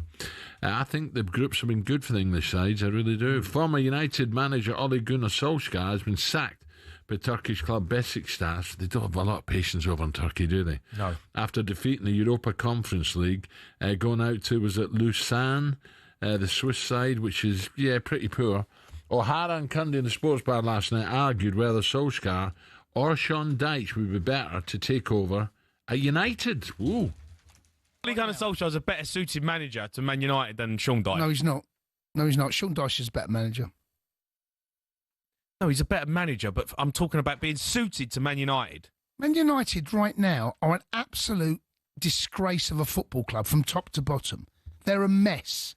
Wherever you look at Manchester United, whatever part you look at, you can't say any of it's functioning. It's a dysfunctional family. Right now, everyone, it's a little bit like, you see these dysfunctional families on these reality TV shows, right? No, it's true. Yeah. You go in there and there's a three-year-old over there. What are you talking about? Screaming and crying, and you bring in like the nanny, super nanny, whatever it's called, right? They need a super nanny. Nobody's seen these shows. What are you on about? They come in. The whole club, it's dysfunctional. What is he on about?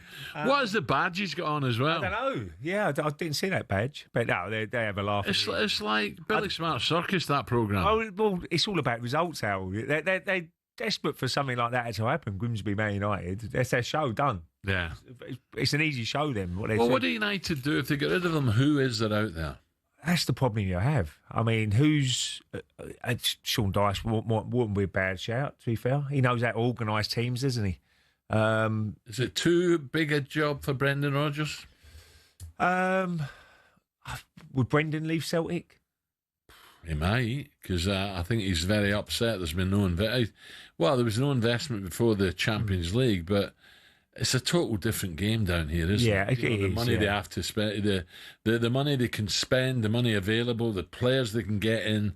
Scottish football, with the greatest respect, there's been one or two great exceptions, Henrik Larsson, people like that. But Scottish football are buying second-rate European players. See, a lot of clubs now looking for managers, aren't they? How many English managers in the Premier League? Not many. No. You've got Eddie Howe, and probably Graham Potter. Yeah. That's it, isn't it? Davy Moyes, obviously Scottish. Davy Moyes, Scottish, yeah, British. But, yeah, there's not many around now. And that's John Terry's argument and people like that. That's why you want Frank Lampard to do well at Coventry. Yeah, and I think he will. I think Frank will go close to winning it. Yeah, absolutely. Just looking at that championship, Al. West Brom, Leicester, Coventry. It's such a competitive... Who would have thought, after 3 games, Sheffield United, who I had a bet on them to go up last year, would be bottom of the league with no points. QPR got thumped Coventry last week, didn't they? Ipswich 18th. Ipswich, who were the favourites at the start of the season. Which was ridiculous. And Norwich 17th. And Ollie's happy. Stoke are going well. They're top of the league. Derby 20th. There's another good club. Derby County 20th. You've done your homework today, you have, haven't you? Oh, I know you got a sheet. I was just about to say, what was the results last week, but you wouldn't have a clue. But no, I mean, that championship is such a tough league. I do fancy Birmingham. I think Birmingham will go close, definitely this year. Coventry, obviously after last season. But there's some fantastic clubs in there. Southampton, mid-table. Birmingham are doing okay. Birmingham up in 5th. That's what I'm saying. I fancy Birmingham. I think the investment's there. I think everything's going for them. They're getting big crowds now. And I think Birmingham, on that momentum, can keep going now. But look, after 3 games, you can't even look at it, Al, because you know how things can change very quickly in the championship. Let's go back to Manchester United, right? Because Amarine, it's interesting what Dino said there. Well, he's more or less said the fact they're not playing for him. Yeah. Well, if that's the case, that's a problem. He'll go. Sean Dyche, what about Sean? If Sean was to get the job, right away you'd have United fans saying, oh, God, negative football. Yeah. He would. Well, it's not the United way. I guarantee he'd get it organised. Everybody would know their positions. Everybody know what their job is as a player in that team, and whether he can get the best out of the players. That's the most important thing. That's we can go back to the England era when Harry Redknapp should have got the job, because in England you don't have to coach the players. They're getting coached by the best coaches in the world. All you got to do is get the best out of them. Now, can Sean Dyche get the best? Because they've still got a lot of talent in that Man United team. It's just getting the best out of them. But it is worrying. I didn't hear the interview after, but if Dean's saying they don't want to play for me, then that is a major problem. Well, look, don't forget, for an in-depth look at the state of Manchester United and Amarine's future, check out the talkSPORT Daily podcast. Right, here we go. It's coming up 7:54. Single Sam is back for a bit of this. Stick a load of singles in there and then they fall in love. Of course it's hard. It's supposed to be hard. A 36-year-old, you'll have the knockers, you will. Just because it's offering its teat, do I really have to muscle on that? Is there anything in your personal life that could be causing you stress, sir? I'm not a great lover. Hello, oh, what's your name? Sarah Louise. Sarah Louise, fuck, you're up for it, aren't you? I was in love at the time, that's what I was doing. At the time? The Moose. What a charm of the Moose is. Sam, what we got? What we're starting with? Used to be called Mini Moose, didn't you? Yeah, back in the day. I know. We're going to start with Kobbie Mainoo. He's first up on transfer Tinder, age 20, height 5'9". Is he a possible match to Brighton? Mainoo has informed United. Absolutely. I go. If he's to leave United, Brighton would be a great place for him to go. Well, he ain't finished what he's saying yet. No, I like it. Go on. Yeah. I mean, 20 years old. He's played in big games already. Played for his country. So I think Brighton have got a top player if they can get him. We'll move on on loan. Yeah, we'll move on very quickly. That's a yes. Nathan, you're swiping right. Yeah, there we go. Next up on transfer, you know what way to swipe, didn't you? Next up, we've got. Why do you keep getting swipe left? I'm used to swipe left happening to me.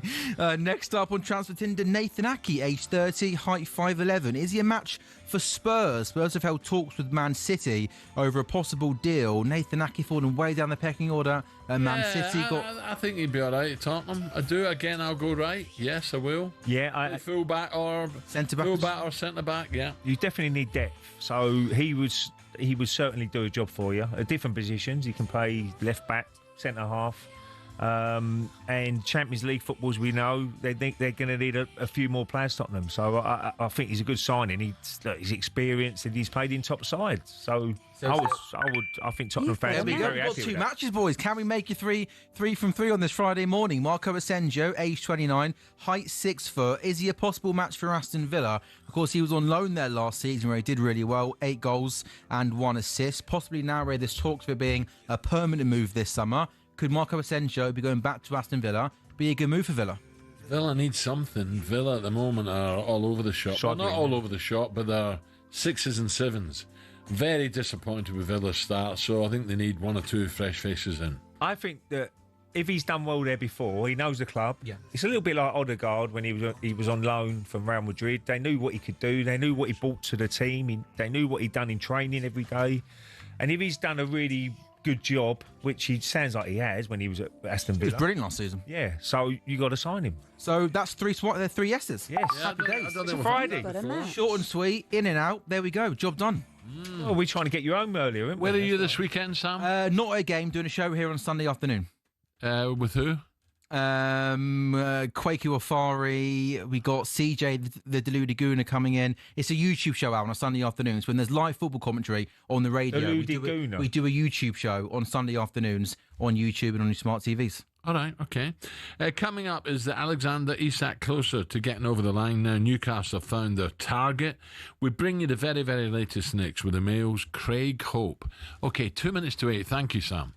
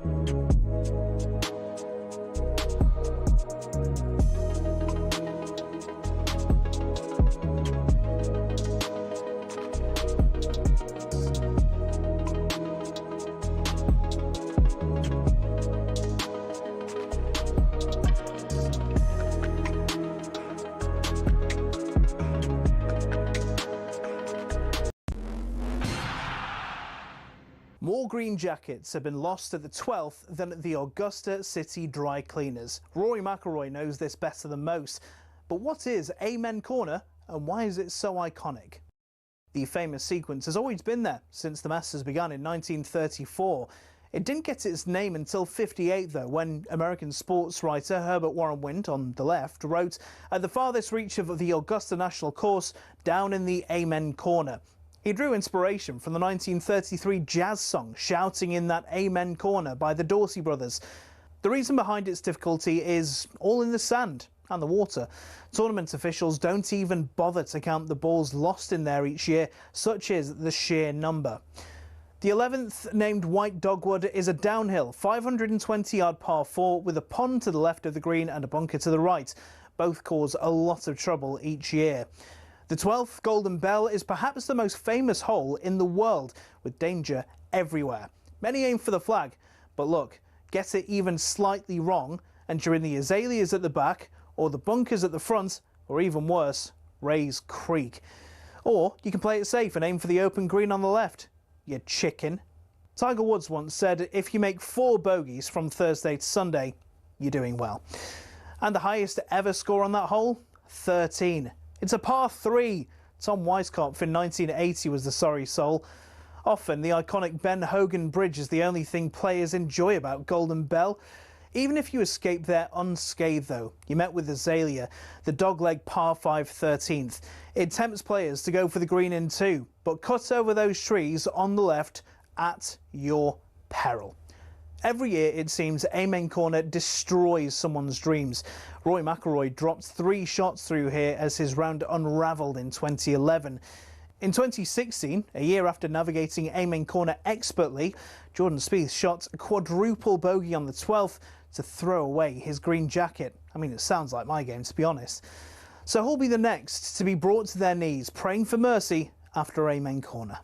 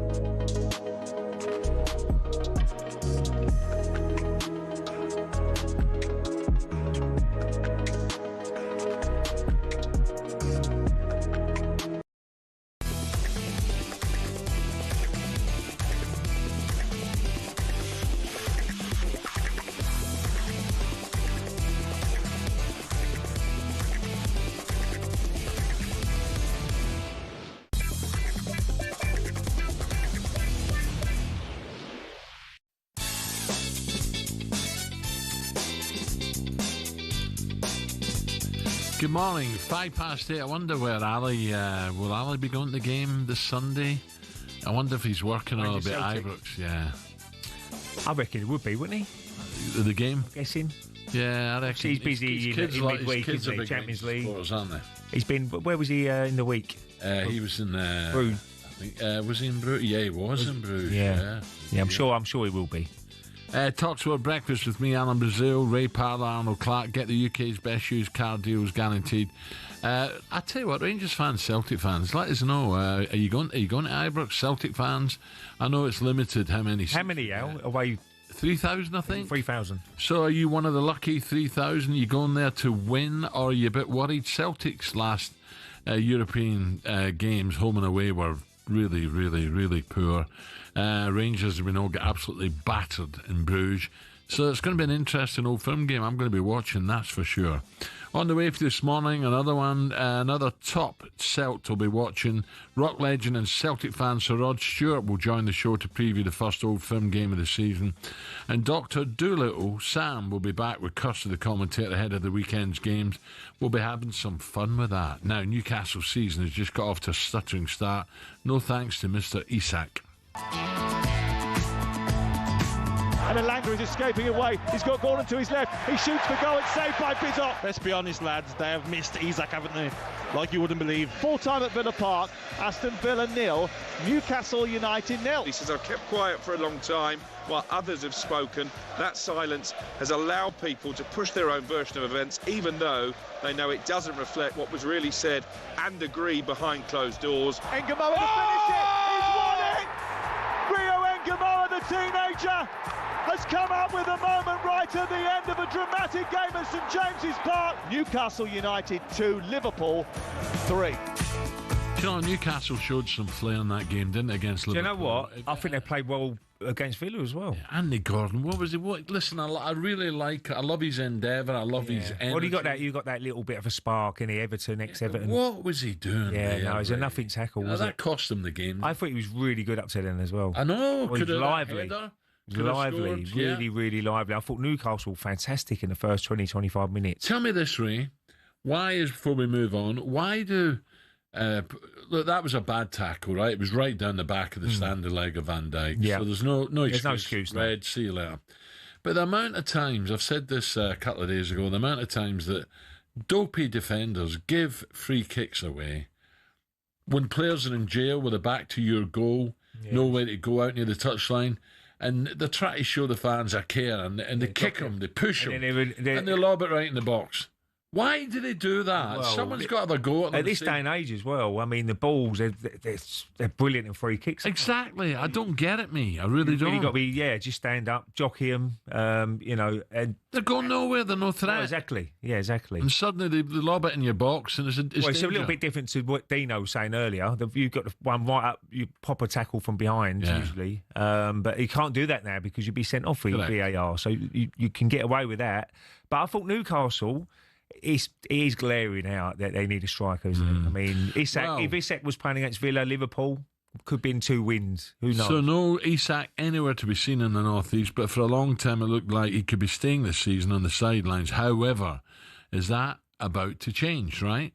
As it seems that Newcastle finally have signed a striker after Sesko, Ekitike, Delap and João Pedro all turned them down. Stuttgart striker Nick Voldemad has agreed a £65 million deal plus add-ons. European football expert Andy Brazil has explained what to expect. He's 6'6", the striker. I think he'll be a really good addition, and it's really impressive how they've kept this on the down low, because that's been the problem with their summer so far, isn't it? That they keep getting gazumped by other clubs. I think if you're looking for someone who's quite a faithful replacement for Isak with a high upside, I'm not sure you could have signed many better players than him, because he's a big guy, he's 6'6", but he's not your typical target man. He likes to drop, he likes to dribble. When Bayern wanted him, and Bayern were very keen, as I said, they wanted him not just as backup to Harry Kane, they thought he could play with Harry Kane. I don't know if there are many higher compliments than that, because he's got very high football intelligence. He doesn't lose the ball very often. And funnily enough, he's constantly progressing. There you go, Andy Brazil there, and of course Newcastle go to Ellen Road, should be another cracker. Just before we talk to our next guest, Newcastle's Champions League group: Barcelona home, Paris Saint-Germain away, Benfica home, Leverkusen away, PSV home, Marseille away, Athletic Club home, and Union SG away.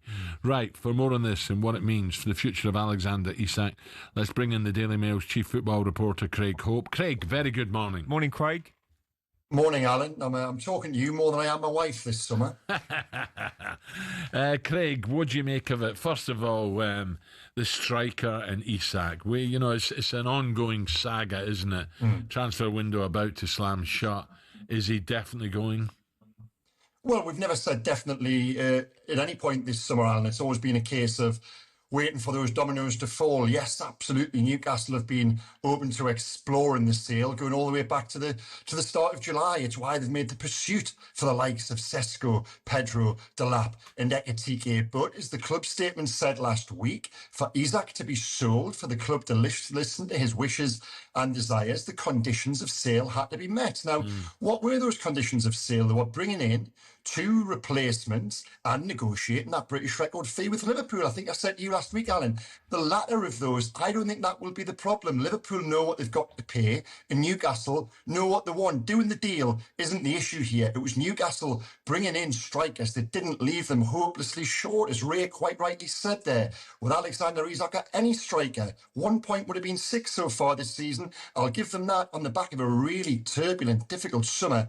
Newcastle have played tremendously well. They've been let down by the absence of a guy they're paying a lot of money to sit in his house up in Northumberland there. So Nick Voldemad coming in is a step in the right direction, not just for Newcastle, but potentially for Liverpool too. Yeah, Craig, if they don't get the money, Liverpool, I think it's 150 million. Usually a deal's done somewhere along the line at the last minute. But if it isn't, then how will the Newcastle fans, because he has to play, it's a World Cup year. He has to be integrated back into the team and somehow, and I think Eddie would be a good manager to do that. But how will the fans react? Well, there's two elements to this here, Ray. Does Alexander Isak want to come back in, and how do they persuade him to do that, if indeed he does stay? And then what is the reaction of supporters, management and teammates? Now, just to take you back to last Monday, this was a story I broke at Daily Mail Sport. A secret Saudi delegation went to Isak's house up there in Northumberland. One last chance to try and persuade him to stay and play. Alexander Isak is absolutely sticking to his guns. He wants this move. So, as it stands now, Newcastle have to work to the proviso that they need to bring others into play. Now, if it's only Nick Woltemade and they make the decision that Woltemade plus Isak potentially playing is the gamble they want to take, then that's then over to Eddie Howe to reintegrate him. How does he do that? Well, listen, has any player, and I'll put this back on you guys, you've been in that position before, when the window slams shut on September the 1st, it's all very well having a stance pre-window that you're not going to play and you want to go, but are you really, as a professional footballer, going to sit in your lounge and train with the under-21s? I don't think you are, and that's the risk that they were perhaps willing to take pre-Woltemade.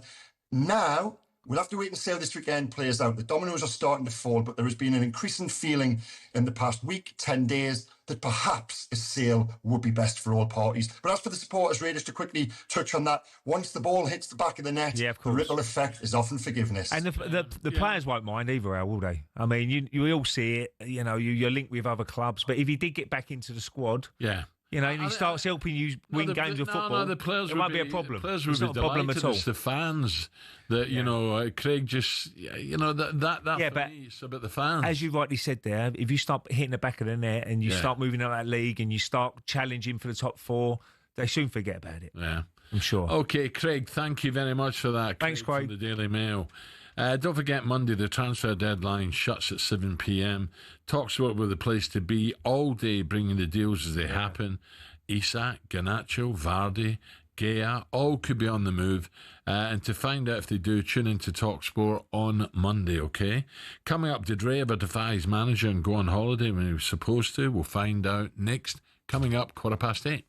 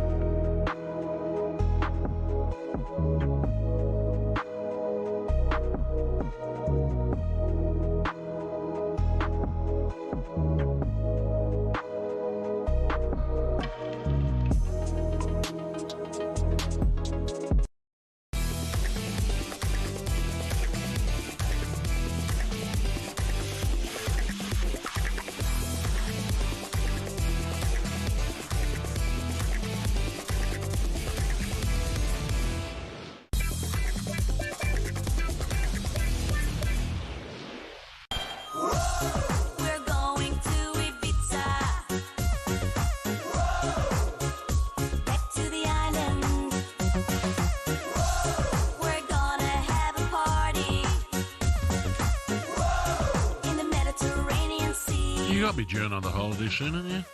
No, well, as soon as the weather starts turning now, I think I'd. Well, it has. Well, yeah, but it's only a one-off. I think next week is going to be a little bit more nicer.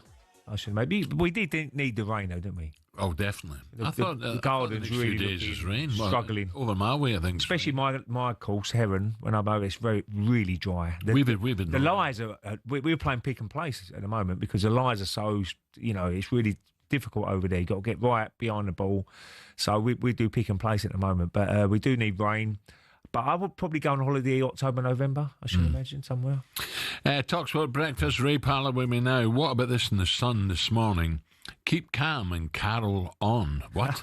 I've got this on here. Ex-England striker now at Dagenham and Redbridge. Andy Carroll has defied his manager's warning over recent romance drama, and he's headed off for another holiday. Injured Andy is in Ibiza with girlfriend Lou just weeks after he was hauled into the dressing room by the gaffer and warned to rein it in. Ray, did you ever sneak off for a forbidden break? Well, if he's injured, does that make a problem? Well, you got to come in for treatment, haven't you? You got to try and get fit as quick as you can. So he's probably if he's got to rest, for a week. I don't see a big problem in it, if I'm being honest. A bit of nice warm weather. What about the liver strain? Well, it depends on what sort of holidays he's gone for. And Ibiza's quite a lively place, isn't it? You don't take 2 books to Ibiza, do you? No. But I've never done it, Al, because lucky enough, I was never really injured too often. But Merce was the funniest, isn't he? And I do a lot of theatre shows with Merce, and he's always great value. When he was at Portsmouth, and do you know what Merce used to do? He used to work out the fixtures, especially in the FA Cup, when they got knocked out against Manchester United in the FA Cup, and he knew 2 weeks down the line, when the next round of the FA Cup was, they was playing a Championship side, another one, who they're supposed to play. So I don't know, he hasn't got a game. And he went to see Harry, didn't he? Harry Redknapp. And he went, great story. Harry, I've got a bit of a problem. What's that, Merce? I'm having a problem with the gambling. I need to go into an animals clinic for the week. And there was nothing wrong with him. He went straight home and booked a holiday to Barbados. No. So he's walking down the beach and he sees Michael Tabor. Yeah. Obviously, you know him very well. Coolmore, in Goodwood. And he's having a chat with him. How you doing, Merce? How you doing, Michael? And all that. But he don't know he's Harry's best mate. Yeah. So he's gone back. He's speaking to Harry Redknapp. Hello, Harry. Hello, Michael. He said, yeah, I've just seen one of your players. I've had a chat with him. Oh, it's good. He went, who's that then, Michael? And he went, Paul Mercer. And he went, what's wrong with you, Michael? He thinks he's in the clinic. Obviously, Mercer come back with a lovely tan and all that from Barbados. And 7 years later, he goes on Goals on Sunday. And that's when he come out with it, Harry. 7 years with later. Rob McCaffrey back in the day and Chris Kamara. And that's when he said, what was he like playing with him? And he told, I love playing with Harry. He's brilliant. And then he said, what was Merce like? He went, I'll tell you a story about Merce. And anyway, we won't go no further than that. But unbelievable. That is, when you talk about that. Yeah, it's a small world. Well, exactly. And he didn't know his Michael Tabor was Harry's best mate, though. Oh, which was not good. Now, talking about holidays, Steve was heading down to the French Riviera. I don't know how he gets away with it. Poor Simon, he's down to, Simon ends up going to Isle of Sheppey and stuff like that. And that time out for the latest odds with Carroll, and someone who loves the Sheppey is Simon Clare. Morning, Simon. The Carroll Daily Download on talkSPORT with Carroll. We're here for the fans this season. 18 plus, gambleaware.org. Right now, the latest sporting odds with Carroll and Simon Clare. And a very good morning to I haven't got a clue. Who is it, Steve-O? No, it's Simon Clay. You just said my name. Oh, did I? No, I didn't. I never said Simon, did I? I thought you introed me. Right now, the latest sporting odds with Carroll and Simon Clare. Right, okay. I've got a lot of people in my ear. Simon. Right, yeah. Simon, very good morning. How come he's got another holiday? It's got to be Simon. I listen, tell you what, it'd be a good fight. It'd be a good price out. Who has more holidays, Alan Brazil or David Stevens? What? You're having a laugh. I was just thinking it's the international break. I thought, hello, you What an know. opportunity. Yeah. You're looking very well. Anyone who's actually watching in vision, there's poor Ray, looks like he hasn't been on holiday at all. And Alan, who looks like he's been on holiday for the last 2 months. That's my garden and stuff. I sit in the garden too often. Yeah. I love it. I just sitting there with Hugo and the birds and very nice. Hello, what's those? Yeah. Woodpeckers and pigeons. Your pigeons. Sammy, where do you want to start, mate? Football? Yeah, should we start? Listen, you talked about the Championship not long ago. That's the big game tonight, Leicester against Birmingham. And just pick up on a couple of interesting things. You're obviously well researched out. Who do you think are the current favourites for the Championship, Alan? Well, I think it's no, it's not Stoke. I'll go Birmingham. I think it's the Midlands team: Coventry, Leicester, or Birmingham. I'd say Coventry. This is going to surprise you. The favourites still Ipswich at 7-2. No chance. Yeah, no chance. That's amazing. We've lost their best 2 players. This one's, but you kind of almost, as you talked about earlier, it's a brilliant division because I think even anybody can look at it and disagree with the odds for who's going to win it. Do you know what I mean? Because the traders are still sticking firm with the fact it's a very, very long season, and they think that the kind of, I suppose, class will come to the fore, and Ipswich is still the Simon. I'd snap your hands off now if you give me a price for playoffs. I'll settle right now for playoffs. There you go. So therefore, your second favourites, they're 7-2 Ipswich. Slightly bigger than they were. 9-2 Birmingham started well. You talked about that. They played tonight. Their second favourites tonight away to Leicester. Southampton 11-2. The two sides who are currently on max points. Stoke 6-4 to beat West Brom tomorrow. They're a 16-1 chance to actually win. Where's the game? They're at home. That's a good one. West Brom are doing well. I think West Brom might do all right this year. Yeah. In fact, West Brom are a shorter price than Stoke. They're 12-1 to win the title. And Middlesbrough 5-4. You talk about Sheffield United, right? They're the second favourites. The 25s now for the title.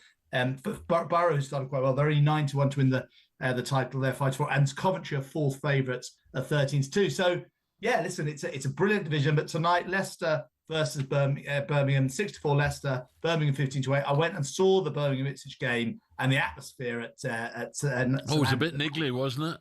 So good, brilliant game. Simon, what about the Champions League? Yeah. The group games are out. How do we bet now? Because the group of games out. All right.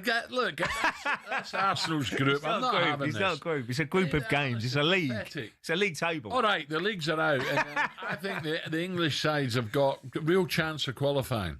Yeah, no. I mean, I thought it worked quite well last year. I mean, what you got is more football, more variety. The draw was bonkers, like you said. It was basically pulling out their games last night. But I thought when I went through the line of the matches, I thought Barcelona looked like they had the weaker set of games, and they're now the favourites for the Champions League on that basis. Are they? Yeah, they're 9-2. I think they don't seem to have got a few of those blockbusters or tricky ties so much. So that's what that means. They're coursing into that top 8, which avoids the playoffs. 9-16, they have to have a playoff, obviously, but or 9-24. So we're making Barcelona 9-2. Arsenal now second favourites. I thought they got a good set range, they're 11-2. Liverpool 11-2, and the teams who maybe just got a sort of trickier set. PSG out to 7.5. And Man City, Real Madrid, a few tough games. They're 9-1 along with Bayern Munich, 11-1 Chelsea. But those are sort of the front 8 in the front sort of 7 or 8 in the betting. Did you enjoy the format? Do you think it sort of ended up working quite well, guys? Well, I think it's very, very good for supporters. There's a lot more games you can go to. I think it's okay, to be fair. Yeah. I think it's Champions League's great. It is. Ask me if I'm looking forward to the World Cup qualifiers. No, I'm not. Champions League, I can't wait. Yeah, me too. What about racing, Simon? Well, we've got Solario Stakes tomorrow at Sandown. So it was one of these quiet weekends, if I'm honest with you. We've got Sandown today and tomorrow in the weather. I'm looking outside. I'm not far from Sandown. It's actually pouring down with rain. Where's the summer gone? But good race, the Solario. Field of Gold won it last year, who's just stuttered a little bit in this season's campaign, but is obviously a very good horse. And the same connections, the Gosdens and Judd Monty have the favourite, Publish, who's even money tomorrow against a Godolphin horse, Pacific Avenue, for Charlie Apper, who's a 5-4 chance. So probably not the busiest racing weekend, but plenty going on. We got Raducanu in action today. She's 11-8 against Ribakina, who's the 11-8. Is she really? Yeah, she's playing well. Ribakina is 7-1 to win the title. I think she's number 8 seed. Ribakina, but I think Raducanu's got a chance. She's back. She's suddenly looking good. Found her sort of mojo. But 11-8, wow. Because did this opponent not win Wimbledon once upon a time? Rybakina, yeah, she's a Grand Slam winner. But as I said, we saw with Raducanu in the last couple of games against Sabalenka, she's not far off it, actually. I mean, this is the tournament she won incredibly 4 years ago. So that's worth watching. And at least she's playing with a smile on her face. And Cameron Norrie, I must say, a player I love, plays with his heart on his sleeve. He's got another clash against Djokovic. I think he's played Djokovic 6 times, never beaten him. But Djokovic is getting older. Cam Norrie's playing well. It's 1-12 Djokovic, 6.5 to 1 Cam Norrie. Probably going to be about 1 in the morning this match tonight. But yeah, if you're a tennis addict, that's worth tuning into. And Formula One is back. Yes. Lando Norris and Oscar Piastri go head to head. Dutch Grand Prix.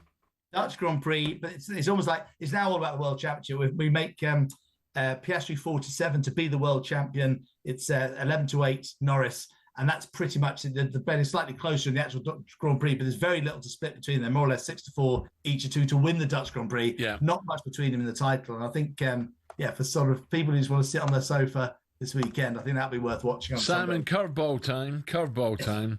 I spoke to our NFL expert yesterday, Big Ginge. Yeah. What price the Ravens to win it?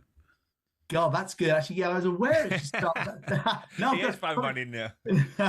To win the Super Bowl. 71, maybe? Oh, I should have this. I do what? I have not got it. I'll tell you. Oh, you're joking. Yes, I have. I found it. The Ravens, 6.5 to 1, the same price as the Buffalo Bills and the Kansas City Chiefs and the Philadelphia Eagles. We cannot split 4 sides in the Super Bowl. And the opening weekend, I think the Ravens play the Bills. Do they? What a massive match. Yeah, there you go. Are you a big fan? I did not know you were an American football fan. Well, anything you can bet on, I like. When I'm sitting at home bored, I put whatever on. Do you know? I don't bet big, but I'll have a bet. Do you know any players? No. It goes late into the night, doesn't it, though? That's a Sunday night and Monday night football. That's all right. I don't work Monday. They're your late nights. I love that. So, are you heading to Sandown? I probably won't. What have I got this weekend? I tell you what I'm going to. And we haven't touched on. I know we're running out of time. Arsenal, Liverpool on Sunday. I'm going to Anfield. Great game. Oh, brilliant.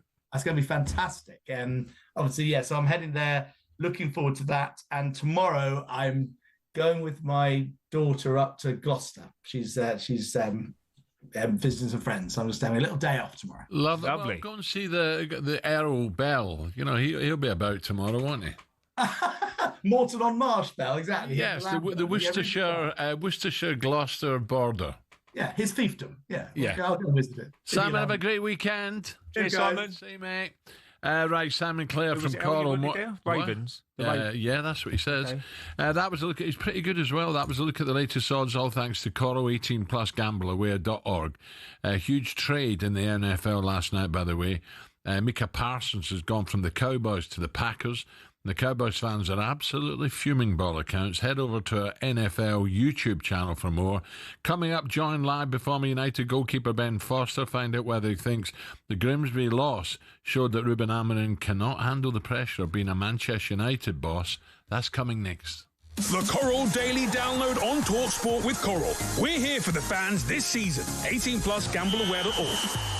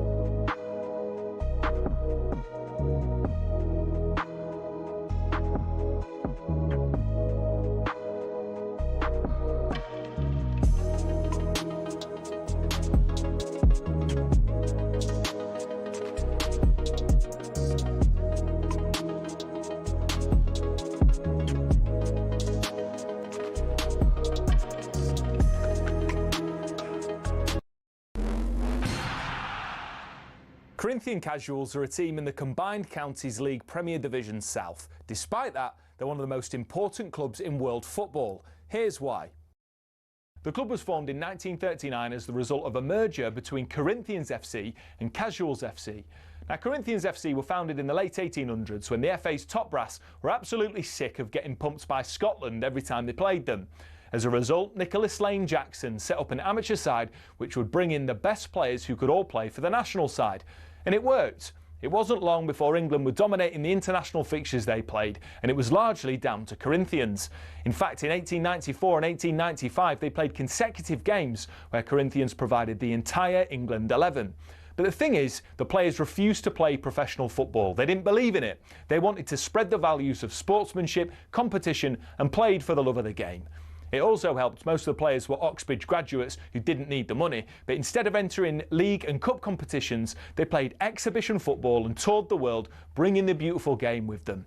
Think of it like the Harlem Globetrotters of football, and it was this which spread the game throughout the world and made it so popular. Most famously, in 1910, they travelled to Brazil, and the locals in São Paulo were so impressed they started their own team under the same name. Yes, the same Corinthians who won the FIFA Club World Cup in 2021, one of the biggest clubs in Brazil.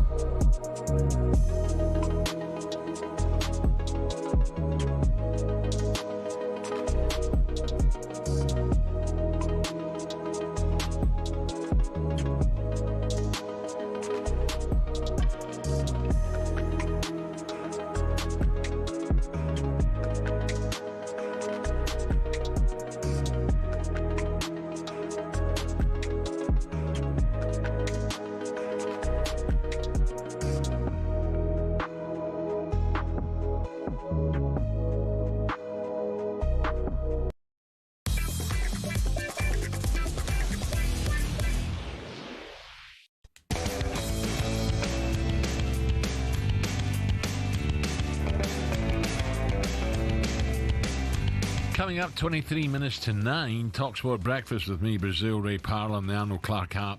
Buy a car and opt in to Arnold Clark Rewards to enjoy access to great giveaways and everyday perks. Now, it's a day on since Manchester United were stunned by Grimsby Town, and the pressure is seriously now on Ruben Amorim.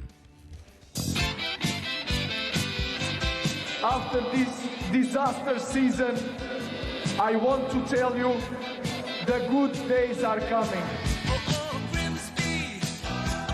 The Burma with a little jogging run up has missed. It's in the underside of the bar. And Grimsby Town have knocked Manchester United out of the League Cup.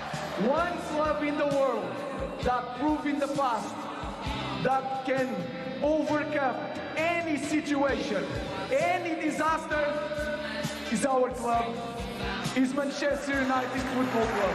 I'm listening to a manager after the game that is so far out of his depth, it's embarrassing. There's going to be big questions, but this is Grimsby's night. I think something has to change. Yes, that's right. Where on earth does Amorim go from here? Several problems Amorim needs to work out before, well, it's a real 6-pointer, isn't it? Against Burnley on Saturday. Which could save his job. But I don't know. I was going to say I think United will beat Burnley, but you just don't know with Manchester United at the moment. So just how bad is the situation? Would it be fixed with a better goalkeeper? Should they bring in Solskjaer in now while he's available, maybe temporarily? Let's get more on this and cross over to someone who knows a thing or two about playing and goal for United. Ben Foster joins us now. Ben, a very good morning. Morning, Ben. Morning, guys. Morning. How are we? All okay? Oh, we're good, Ben. Ben, you know what it's like. I know what it's like. It's big pressure at United, and when the results don't come in and you lose to teams that you should never lose, it just builds and builds and builds, especially at Old Trafford. Yeah, it's tough going at the minute. I thought in the summer it kind of got this big new energy, some fantastic signings, and it's all going to be different. And the first few weeks of the season, it seems to be pretty much same old, really. The other night against Grimsby just was the epitome of it as well.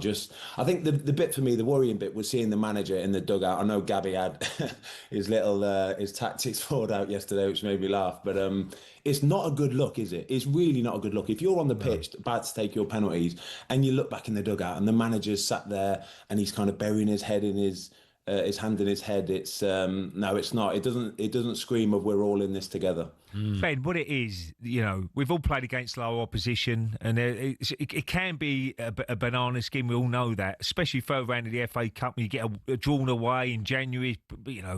There's certain games that you worry about, and you've just got to get your attitude right. And it's down to the manager to say, right, we out-battle the other team and our quality should come through. So that is a little bit of a worry. And we had Dino on earlier, and he's more or less said, I know the players are not playing for me, which is a real worry. You know what it's like, though? I think nowadays, the modern footballer, I think that thinking of going about a game in a different style of, we're just going to have to battle. Battling's going to win us it today. I think that's gone out the window nowadays. I think that the nous part of it has gone out the window with modern footballers and modern coaches. It's all about, we get the ball on the floor and we play out. You're playing away at Grimsby, and I could still see them trying to do the same thing against Grimsby Town that they do in the Premier League, playing out from a back five, building up nicely.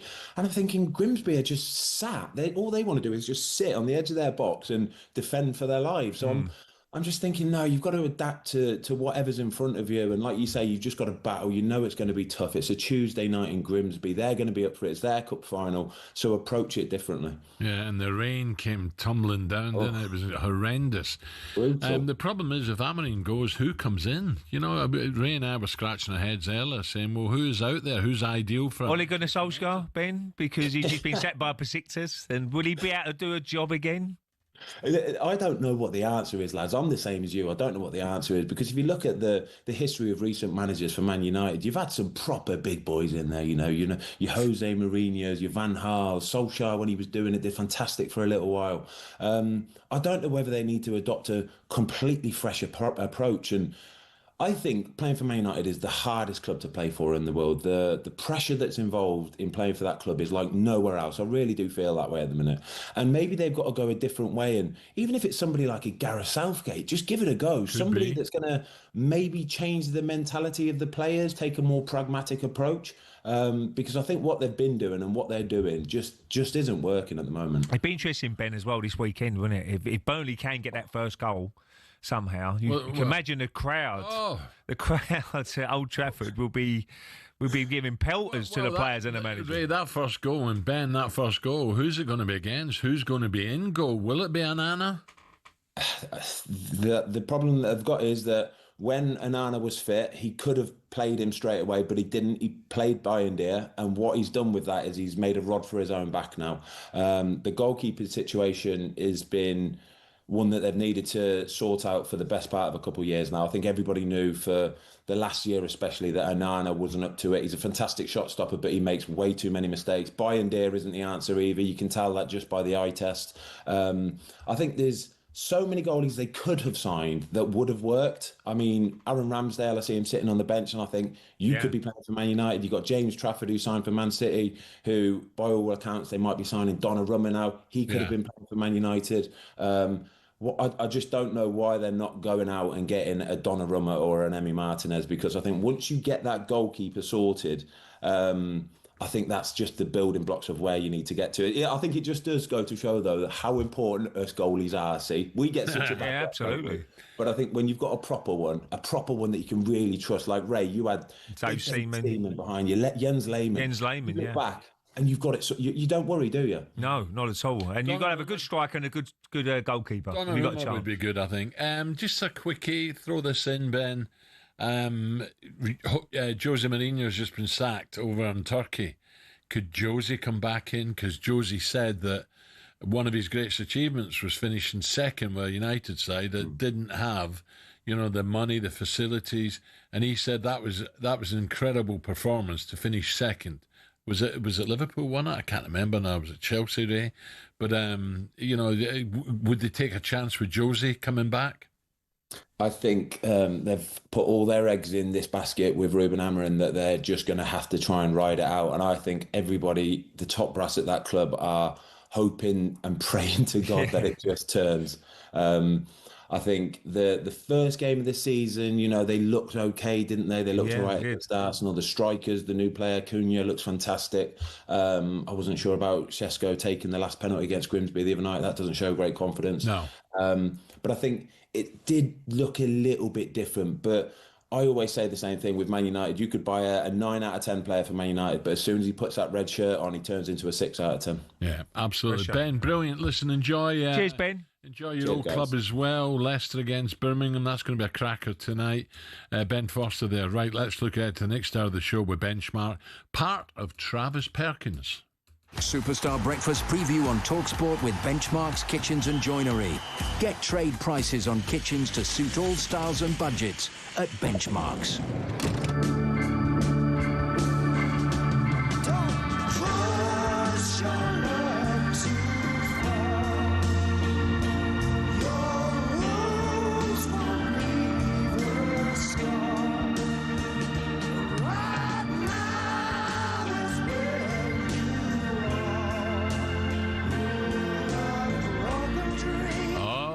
Broken dreams at Old Trafford, broken dreams at Ibrox at the moment. That's right, Rod Stewart. Sir Rod is with us at 9:30 this morning. He'll tell us he's one of those fans singing Sack the Board after they crashed out at the Champions League qualifier. No, not Sir Rod. And just a reminder of that breaking news, Jose Mourinho has been sacked by Fenerbahce out in Turkey. Solskjaer was sacked by Besiktas last night. Crikey, they don't mess about. West Ham fans, don't panic. 03717 223344. Is Jose or Solskjaer exactly the kind of manager that you would want in? That was our breakfast preview with Travis Perkins. Higher. Superstar Breakfast preview on talkSPORT with Travis Perkins. With 250 hire branches nationwide, it's easy to hire at Travis Perkins.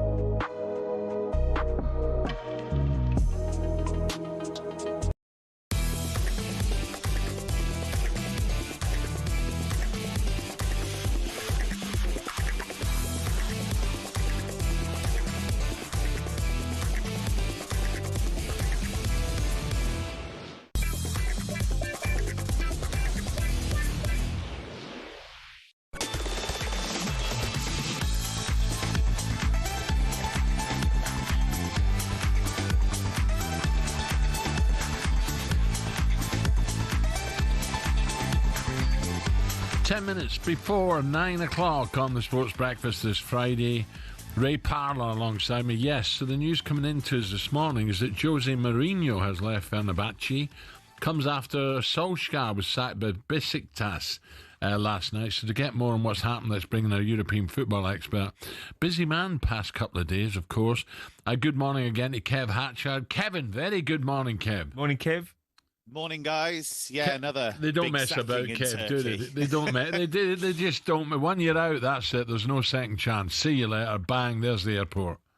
Yeah, and you do tend to get this with these big European ties because it would have been enormous for Fenerbahce to qualify for the Champions League, but they failed to do that. They were beaten by Benfica, and they didn't have a single shot on target in Lisbon against Benfica.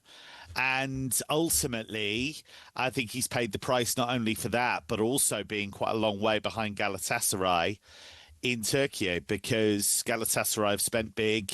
They've been able to bring in Victor Osimhen on a permanent basis. Mauro Icardi's just back from injury. Now, Mourinho's argument might be that Fenerbahce don't have the squad to be able to take on Galatasaray. But the truth is, since he got there, largely, he's moaned about the state of the league. He's moaned about referees. We've seen a lot of that classic Mourinho siege mentality stuff, but we haven't really seen a lot of results. And they failed in Europe last season. This season, they haven't made the Champions League, and that's a really big deal. So, yeah, they've decided enough's enough. Yeah, it's interesting to see when they're, you know, as a manager, say, right, that's it. I'm never going to get another job. I'm going to give up football completely. But he's not that sort of man, is he, Jose? Jose, right away, his agents, they'll be talking to clubs in England. Don't worry about that, or anywhere in the world. You know, Jose's Jose, and he's not scared of any job. Well, they're 7th in the league, aren't they, Kev, at the moment, Fenerbahce? And Besiktas, who are 8th in the league. And as you've rightly said, Galatasaray won 3 games so far. I think they've got a game in hand, though. But it is all about the Champions League for those sides, isn't it? Well, it would have been an enormous boost financially. It would have been an enormous boost in terms of the prestige of the club. And as I say, because Galatasaray have qualified, you know, Fenerbahce do measure themselves against Galatasaray. That's the truth of it. And they have been falling short. And the idea of Mourinho coming in was to try and deliver that success and try and get them closer to Galatasaray. And I just don't feel like he's done that. So, you know, they were closer to knocking over Galatasaray before he arrived. So, yeah, he did a lot of the classic Mourinho box office stuff, a lot of the big press conferences, a lot of the big statements, a lot of the controversial stuff without getting the results. And actually, you look at when he was at Roma, for example, we got the success initially. We got that Conference League trophy, which was a really big deal for Roma fans. I mean, they'll always remember that. That was a huge trophy for them to win.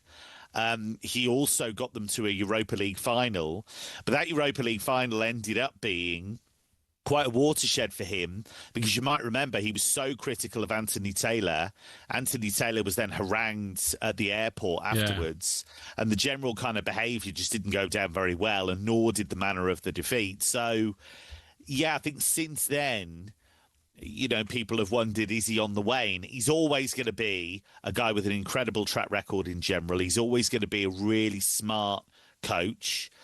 But again, it's just going to bring that debate to the surface. Has he moved with the times? Can he still be effective as a coach at a high level? I think national manager. Well, maybe national manager for Josie.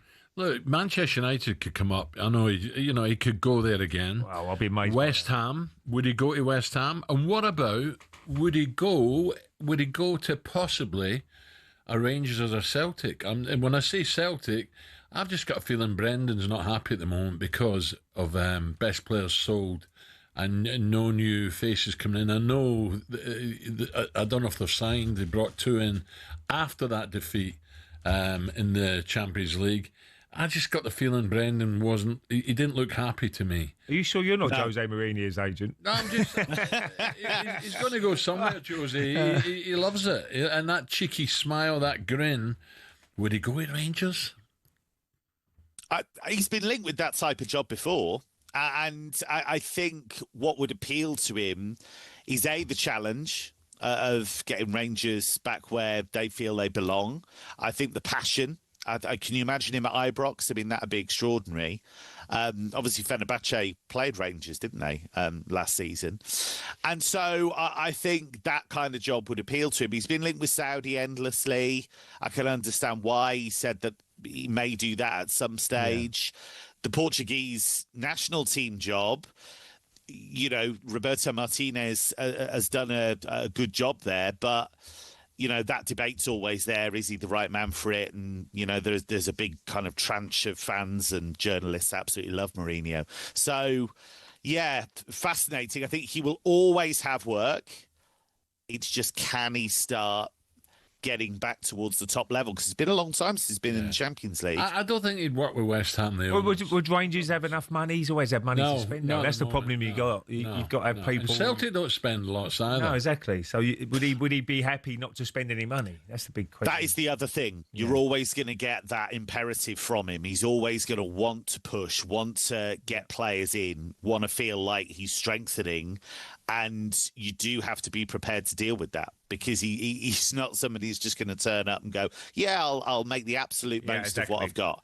That's not going to happen. So you do have to be prepared for what comes with him, and you've got to be prepared for the drama, because that's always going to be there. Those press conferences are always going to be box office. Well, if he comes to Scotland, you know, I don't want him going to Rangers, because I rate Josie. This is what he said before when he was asked about possibly going to Ibrox.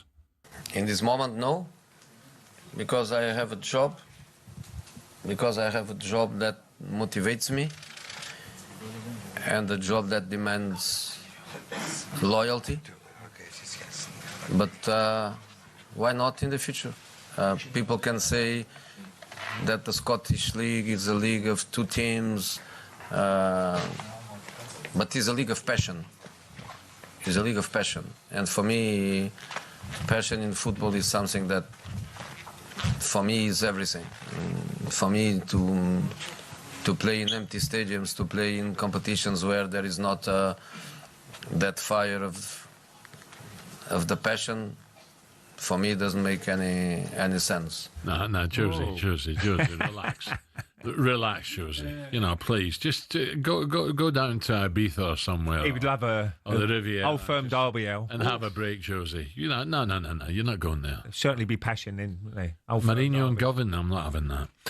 Right, so the news came in this morning is Jose Mourinho sacked, Solskjaer sacked as well. Wow. Coming up in the next hour, the last hour, Eze is set to make his debut at Anfield. What a game this will be. Liverpool against Arsenal on Sundays. We discussed that one coming next.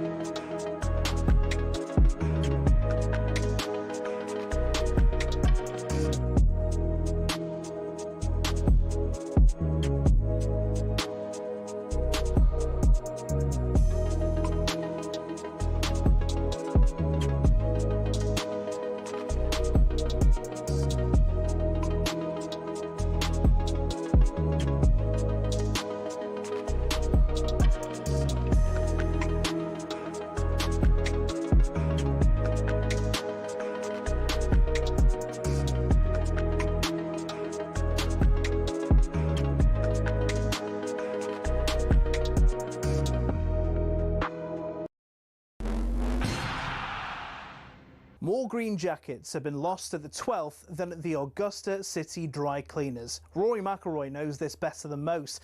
But what is Amen Corner and why is it so iconic? The famous sequence has always been there since the Masters began in 1934. It didn't get its name until '58, though, when American sports writer Herbert Warren Wint, on the left, wrote, "At the farthest reach of the Augusta National Course, down in the Amen Corner." He drew inspiration from the 1933 jazz song Shouting in That Amen Corner by the Dorsey Brothers. The reason behind its difficulty is all in the sand and the water.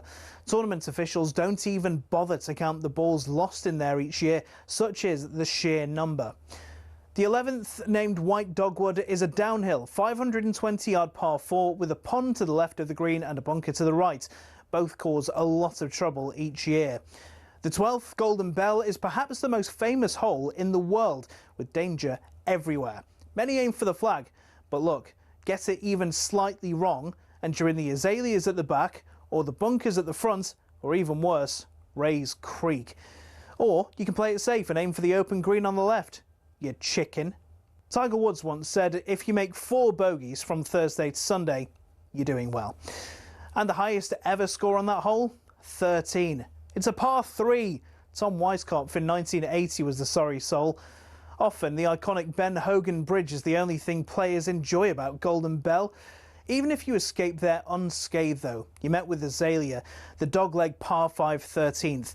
It tempts players to go for the green in 2, but cut over those trees on the left at your peril.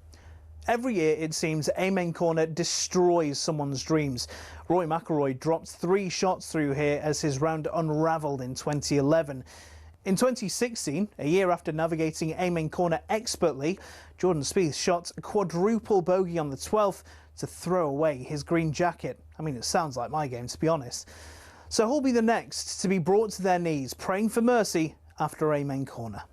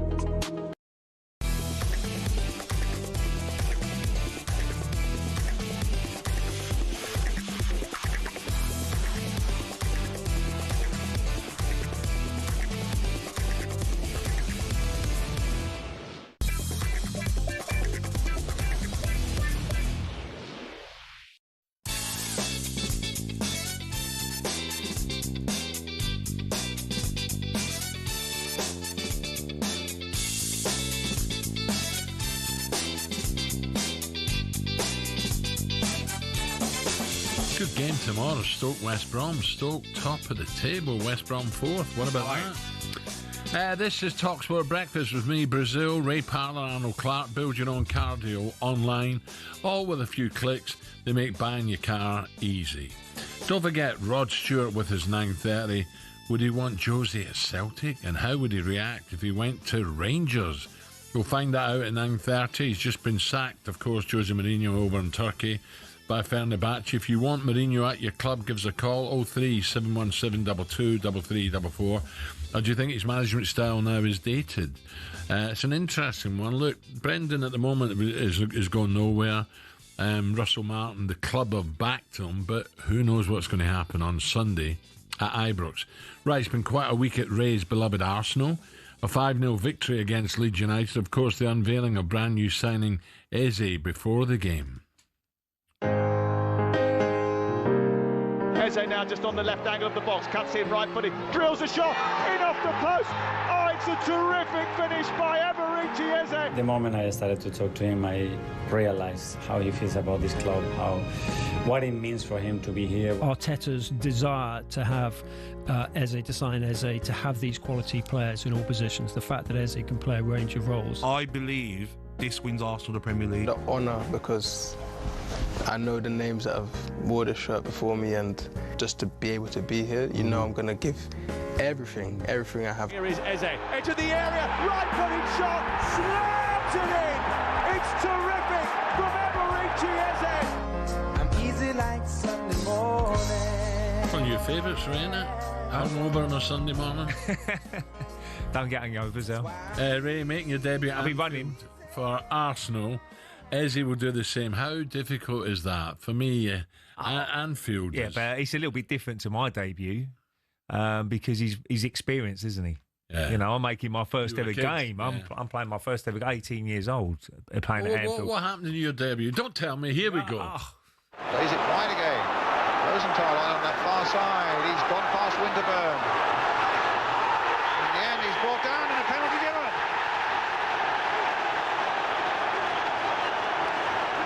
Well, I think it was young Ray Parlour who brought him down. Yeah, this is a prize you've got to pay maybe for a little bit of inexperience. Oh, to be fair, Tony Adams, when he got the ball ref, I didn't. Tony. When he went down, did you know I'm in trouble? Oh yes, it's a definite. Do you know when you get a definite penalty? And he went past Nigel. Nigel's usually you would have tackled him usually. Yeah. But what happened when he was, and I was trying to cover the left fullback really. And he was very clever as a player because he knew I was going to slide in, and he just towed it, and it's too late. You know, your momentum's going to take him out. The ball didn't go nowhere near the ball, and it was a definite penalty. You think the ref would have a little bit of sympathy for you? No. I knew exactly what's going to happen. Fresh face, red head from 44th minute, East London. 0-0 at the time. So you're going in into the dressing room half time, 1-0 down, and it's your fault, and it's your first game. But George Graham was good as gold. No, he said, "Well done, keep going." And because it was a good game, and I was marking Jan Mulby. He was a player as well. Oof. Great player. One touch. Yeah, he was brilliant. He didn't have to move, but his passing ability and his passing range was so good. Ronnie Whelan was Liverpool, Ronnie would have been. What a player! Yeah, Steve McMahon. You know, there's some great midfielders back in the day, didn't they? Ray Houghton, he scored the second goal. Yeah. And Ray's a top player. I mean, Ray was always a brilliant player. I heard of Ray for a while. And obviously Dino was playing Saunders. They had a top side in Liverpool. Yeah. But yeah, look, it is what it is. But Eze will go up there. Obviously. Do you think he'll start? Because we don't know about Odegaard, we don't know about Saka. Do you think he'll start? I think Eze will start. I do. I think he's played a few games already this season. And he was a kid at Arsenal, right? He was a kid coming through the ranks, and he would have been really disappointed that he didn't get taken on. But sometimes it's great to see a player come back. You can tell he's got that love for the club.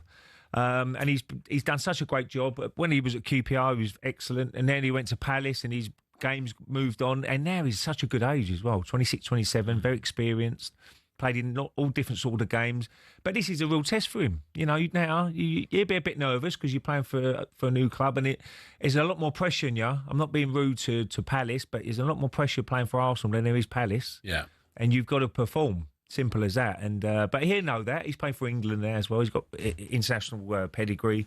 And I just really hope he has a good game and has a good career at Arsenal, because it's quite exciting who they've signed this year.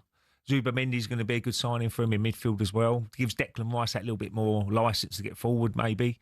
And they've got a lot of players in that squad now. Good players. So if you do get a few injuries like they have now, you're not going to rely on two players. Saka, we of course they bring something else to the team, but they've also got a bit of depth to say, well, okay, he's out. Can they beat Liverpool? See, I think Konaté's struggling at the moment. Yeah, I think he's struggling. I think McAllister's injured as well, isn't he, midfield? So it'd be interesting to see what they do right back area. Szoboszlai played there the other day.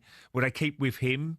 Curtis Jones played in central midfield. I think midfield is so important in any game, though, central midfield. And I think Declan Rice, Zubimendi, they've really got to try and control it and try and get on the possession and all that sort of stuff. And I think Anfield's a tough place to play, though. And they're up their game. Don't worry about that. Salah will be going, right, I'm going to nick a goal today.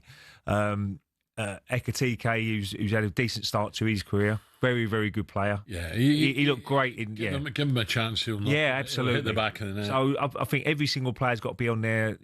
And Arsenal need to play 7 or 8 out of 10. Every single player, and they've got a chance. Will this game define who could become favourites to win the title? Well, you only get 3 points, but it's a real.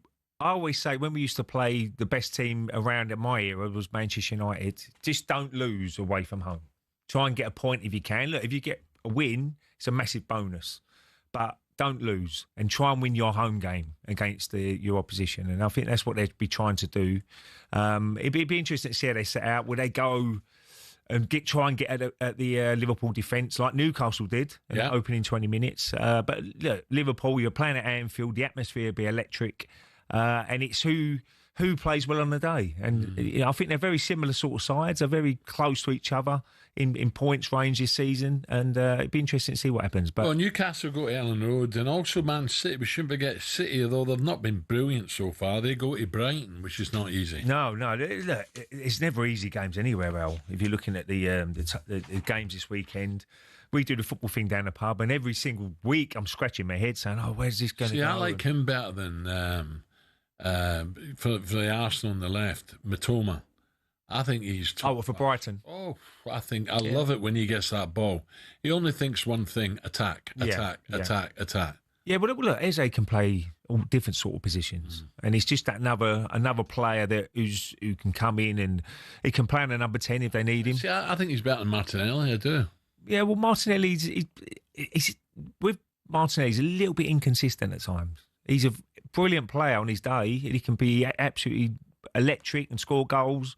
But then another game, he'll be a little bit quiet. And you need them. You need the players who are 7 out of 10 every week, don't you? 7 or 8 out of 10.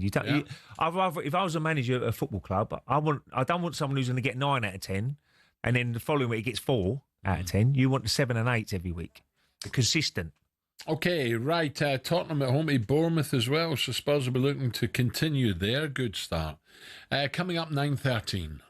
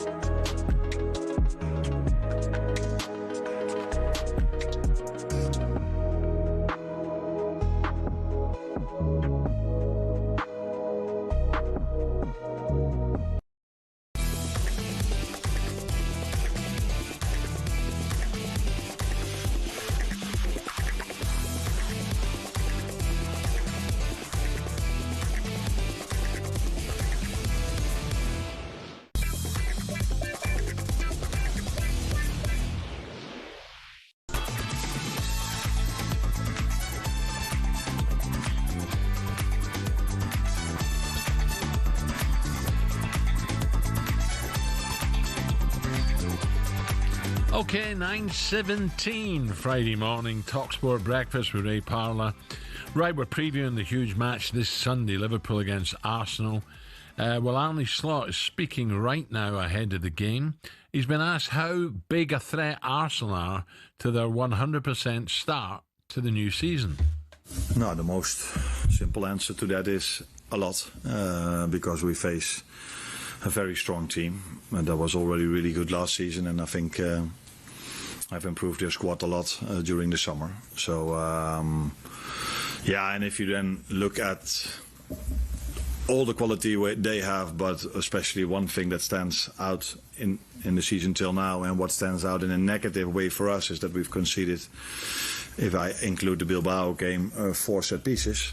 And of course, as we all know, that's one of their strengths, not the strength, but one of their strengths, because they can play in multiple ways. You can see how well they are managed by Miguel, and they're working for 5 years together, because they can play almost every style there is in football, and that tells you how well managed they are. But one of their strengths is also set pieces, and that is an area where we, if you look at Monday, when we faced Newcastle, we conceded 2, and against Bilbao we conceded 2. It's a part we need to improve, where we, by the way, were really good at last season, so no panicking at all. We also had to defend at Newcastle 350 set pieces, so then only conceding 2 is not even so bad. There you go, Arne Slot. Now, Little Sam is coming very shortly. You hear the brilliant Oasis. Don't worry, but first, our biggest competition to date has launched today. And we're giving you the chance to win Oasis tickets plus a whopping £25,000.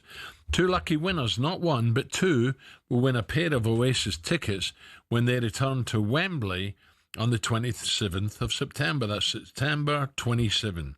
Plus, that's not all. Alongside the tickets, we're giving you the chance to win a whopping 25 grand. For all the details now to enter this amazing competition, listen up right now. 18 plus, UK excluding Northern Ireland. For a chance to win, text the word Oasis to 83338 and you're in the draw. Text costs £2 plus 1 standard network rate message. You must have the bill payer's permission. Or you can enter for free by calling 0330 880 338. All entries must be received by the 19th of September at 9 a.m. This is a talkSPORT limited promotion run on talkSPORT, Talk and Virgin Radio UK stations. Full terms and conditions at talksport.com.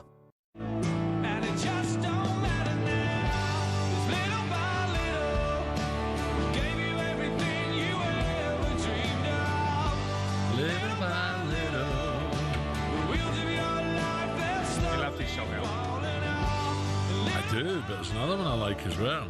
Yes, Little by Oasis, but now it's more Dr. Dolittle. Yeah, great picture. Here we go. Let's all join in. How you put up on the screen? You're such a tiger, chatting with a cheetah.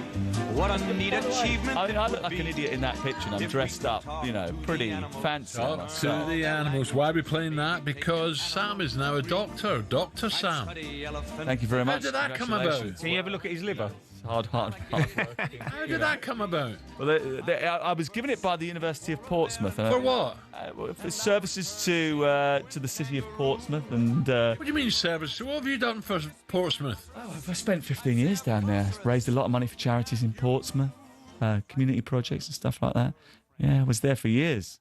Before I knew you, Al, obviously. Was it? Yeah. I still go down there every now and again. That's where I met Crookie. I'm doing a charity project up here now. I've brought him with me. Have you? Yeah. He's the charity. Does everybody have to wear that? Yeah, everyone who gets a doctorate has to wear something like that. Yeah. Right, you picked that out. No. If you get a certain doctorate, you have to wear a certain colour. That's what it is. Nice and purple gown. How much have we raised for charity, Ray? Oh, well, where's Chris Evans? I know. Yeah, he's probably got one though as well. He's probably got one. Yeah, he's probably got one. No, he hasn't. Oh, he might have. Yeah. No, it's great. It was great. It's a great place to go down as well. By the way, we had a tour of the university. The University of Portsmouth, absolutely unbelievable. Is it? These mad studios where they do all this sort of artificial intelligence sort of graphics and stuff like that for the film industry, and they rent it all out to like like top film studios as well. They let me down in my accumulator the weekend. Who, Pompey? Oh, they got 1-1 draw, didn't they? Who they play? West Brom, wasn't it? Yeah. It's artificial intelligence. I don't know. You're not sure about it? No, You don't know I'm how not to work sure his about phone about it. I'm not sure about it, seriously. Right, the Premier League is back after a League Cup action and a week of League Cup action. We've got you covered right here on talkSPORT Network. Game day starts here. This is a West London derby. João Pedro with a great opportunity. West Ham 1, Chelsea 5. And he's won it! And he's won it in the 95th minute at Stamford Bridge. And it's going to be a good derby, I believe. And of course, to give the great feeling for our fans that is to win a derby, a local derby. Unai Emery's side picked up 40 points at Villa Park last season and lost just one home game. Mateta picks it up inside the area and he scored again. Seen Villa play out from the backs on a few occasions. They make me nervous. A lot of rustiness from players, sloppy touches, easy passes that are going astray. Villa just didn't do enough to try and win the game. Brentford 1, Villa 0. A lot to improve on for Aston Villa. Crystal Palace 1, Nottingham Forest 1. Palace are in very, very good nick. They're a very organised, well-managed football team. Very, very difficult to play against. The only place to be is with Game Day on the talkSPORT network. Sam, before we get into this, just a quickie, because I'm sure you're going to talk about it, especially with Crookie. Manchester United, Amorim, I don't know, he's on thin ice, isn't he? Josie's just been sacked. Solskjaer's just been sacked. What happens at United? Well, do you know what? I thought it was really fascinating after the game on Wednesday night. We were at Grimsby and he started talking as if he was thinking about considering his own future, which seemed strange the way he sort of talked about it. But yeah, that's what it came across like to me. Look, I think after, in the white-hot heat of a cup defeat like that, you say things that maybe you don't necessarily mean. Maybe there was a bit of a language issue there as well. He needs to go away and reflect it. What he's got to do is he's got to try and alter his approach slightly to get the best out of the players that he's got, I think. Yeah. Okay, the games we're going to preview this morning. Tomorrow, 12:30, West London derby. Chelsea against Fulham, a talkSPORT exclusive. Then 4:30 Sunday, cracker. Anfield, Liverpool against Arsenal, 4:30. Then 7 o'clock Sunday night, Villa against Palace, another talkSPORT exclusive. To preview these games, we're pitting Pyramid Parlour against talkSPORT's chief football commentator, Dr. Sam Matterface, as we play our predictor game, Curse of the Commentator. Talk to Put a spell on you.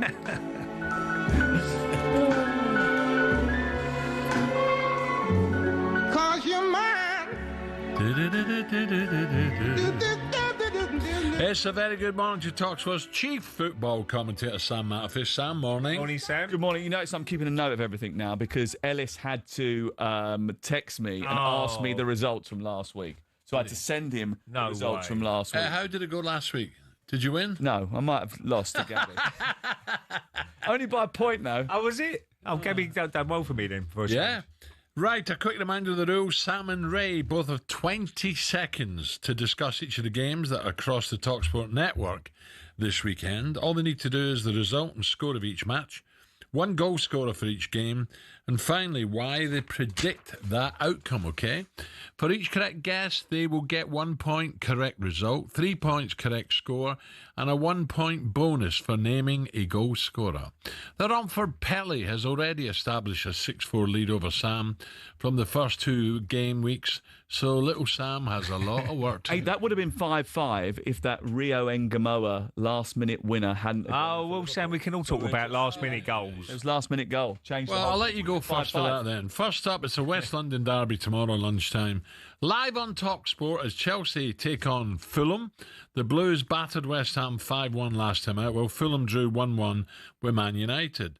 Little Sam, your first prediction. They create a lot of chances, Chelsea. The highest XG in the Premier League so far this season. They've won 15 of the last 18 games. They're in good form. I think they'll beat Fulham, despite the fact that Fulham beat them at the end of last, I think it was Boxing Day. They came back really late in the game, a 95th minute winner from Rodrigo Muniz. I think you heard that just a few moments ago.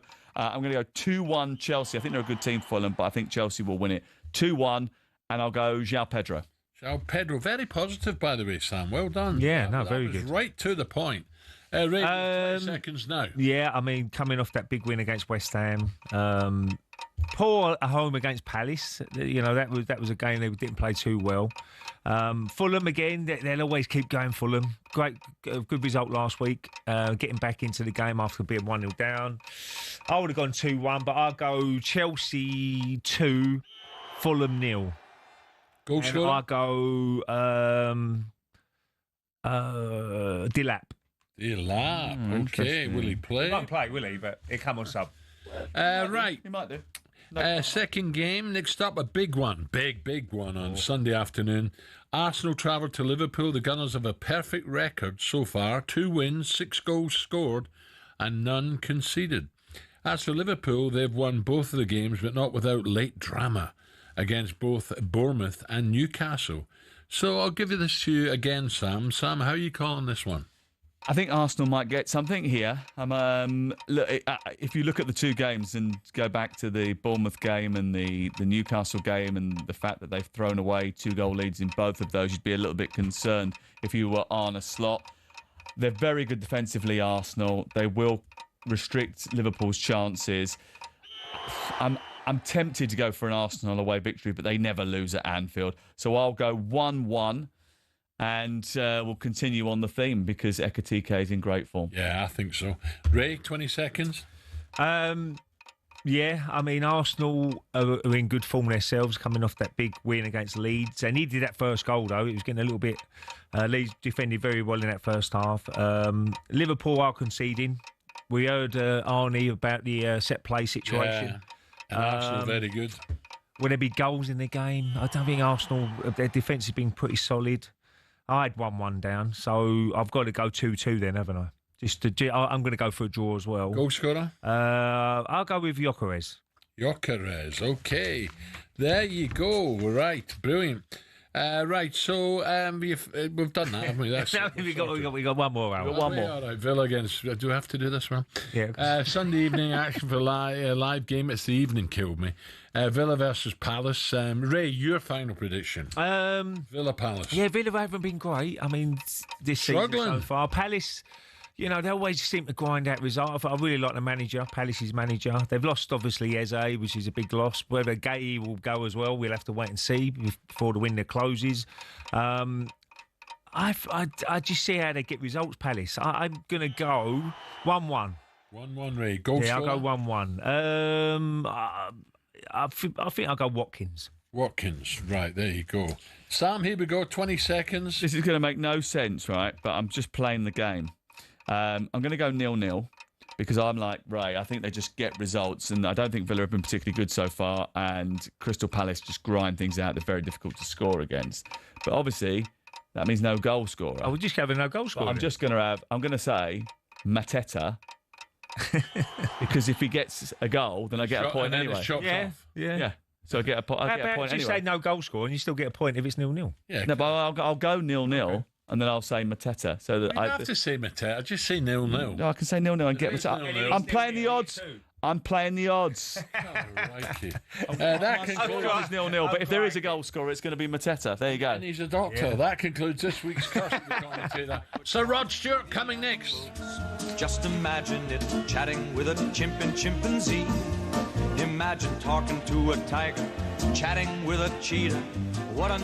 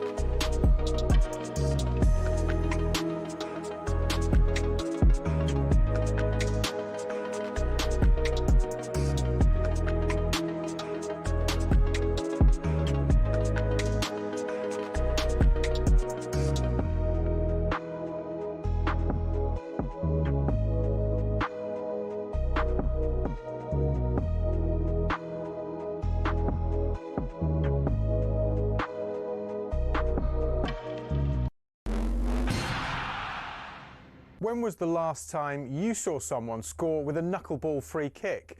We're going to take a look at why we're not seeing them anymore and explain a bit about how they work. The knuckleball peaked in the 2010s after that Ronaldo strike against Portsmouth in 2008 inspired academy players everywhere. Here's a young Mason Mount. I tried to base my free kick on Ronaldo, hit the ball by the valve and it moves.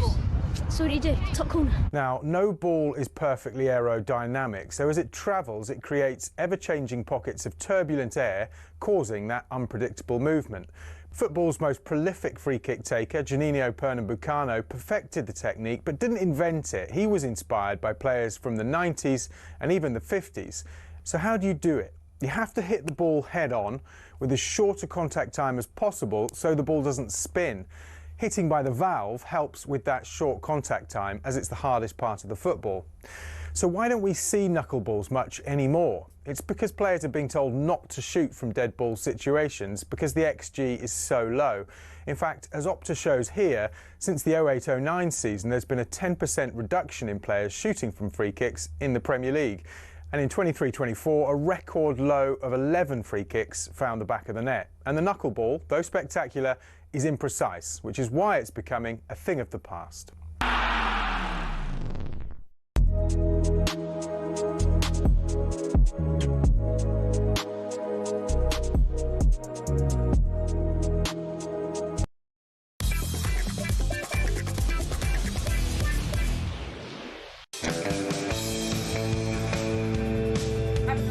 And you.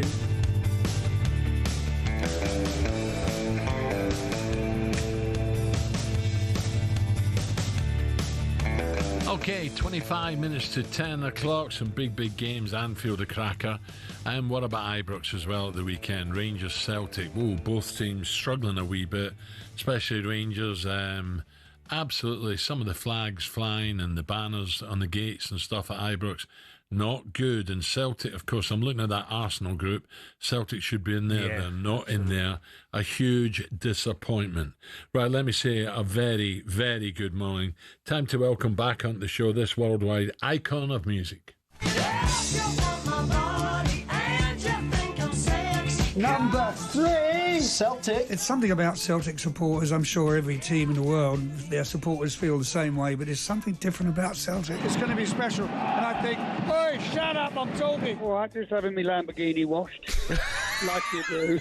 $300,000, so I've got to bring all my band back from America. Of course, Glastonbury don't pay for that. Talking of Ali McCoy, I don't like him anymore. I call him up and he doesn't return my calls. Jill wants him back at home. She does. But he can't let Potter drink alone. Whoa! The sports breakfast every morning from 6 a.m. And he got the plug in there. Give me a dime so I can phone my mother and catch a cab to his high-rise apartment. At last he can tell her exactly what his heart made. You want my body. Well, I don't know about wanting bodies. They want Russell Martin's head at Ibrox. I know that. 9:36. Just jetted back from LA. So Rod Stewart. Rod, morning. Morning, Rod. Hello, mate. How are you? We are good. You sound well, by the way. You sound very well. Just resting up. Just done 20-odd shows after Glastonbury in North America, but everything's good, apart from the last 2 or 3 days with Scottish football. Oh, I know. We're struggling, aren't we? And Hibs and Aberdeen out as well. It's not good. I don't know what's going on. Yeah, this is probably the worst day since England beat us at Wembley in 1961, 9-3. So it's an interesting one. This game, Celtic haven't won for the last last three games. They've not beaten Rangers, but Rangers in disarray at the moment. Russell Martin, how he's sleeping at night, I just don't know. And then we hear the news that Josie's been sacked. He has talked of maybe one day coming to Scotland. Could you see that, Rod? He's a pretty unpredictable gentleman, but it would be interesting. But as for the weekend, who knows who's going to win the Old Firm game? I mean, they might put some of the older players back in their squad that they didn't play the other night, and something may happen. You can never tell, can you? Will you get there? Will you get up to Ibrox? Or are you going to watch it at home? Are you kidding me? Go to Ibrox, I'll get me throat cut.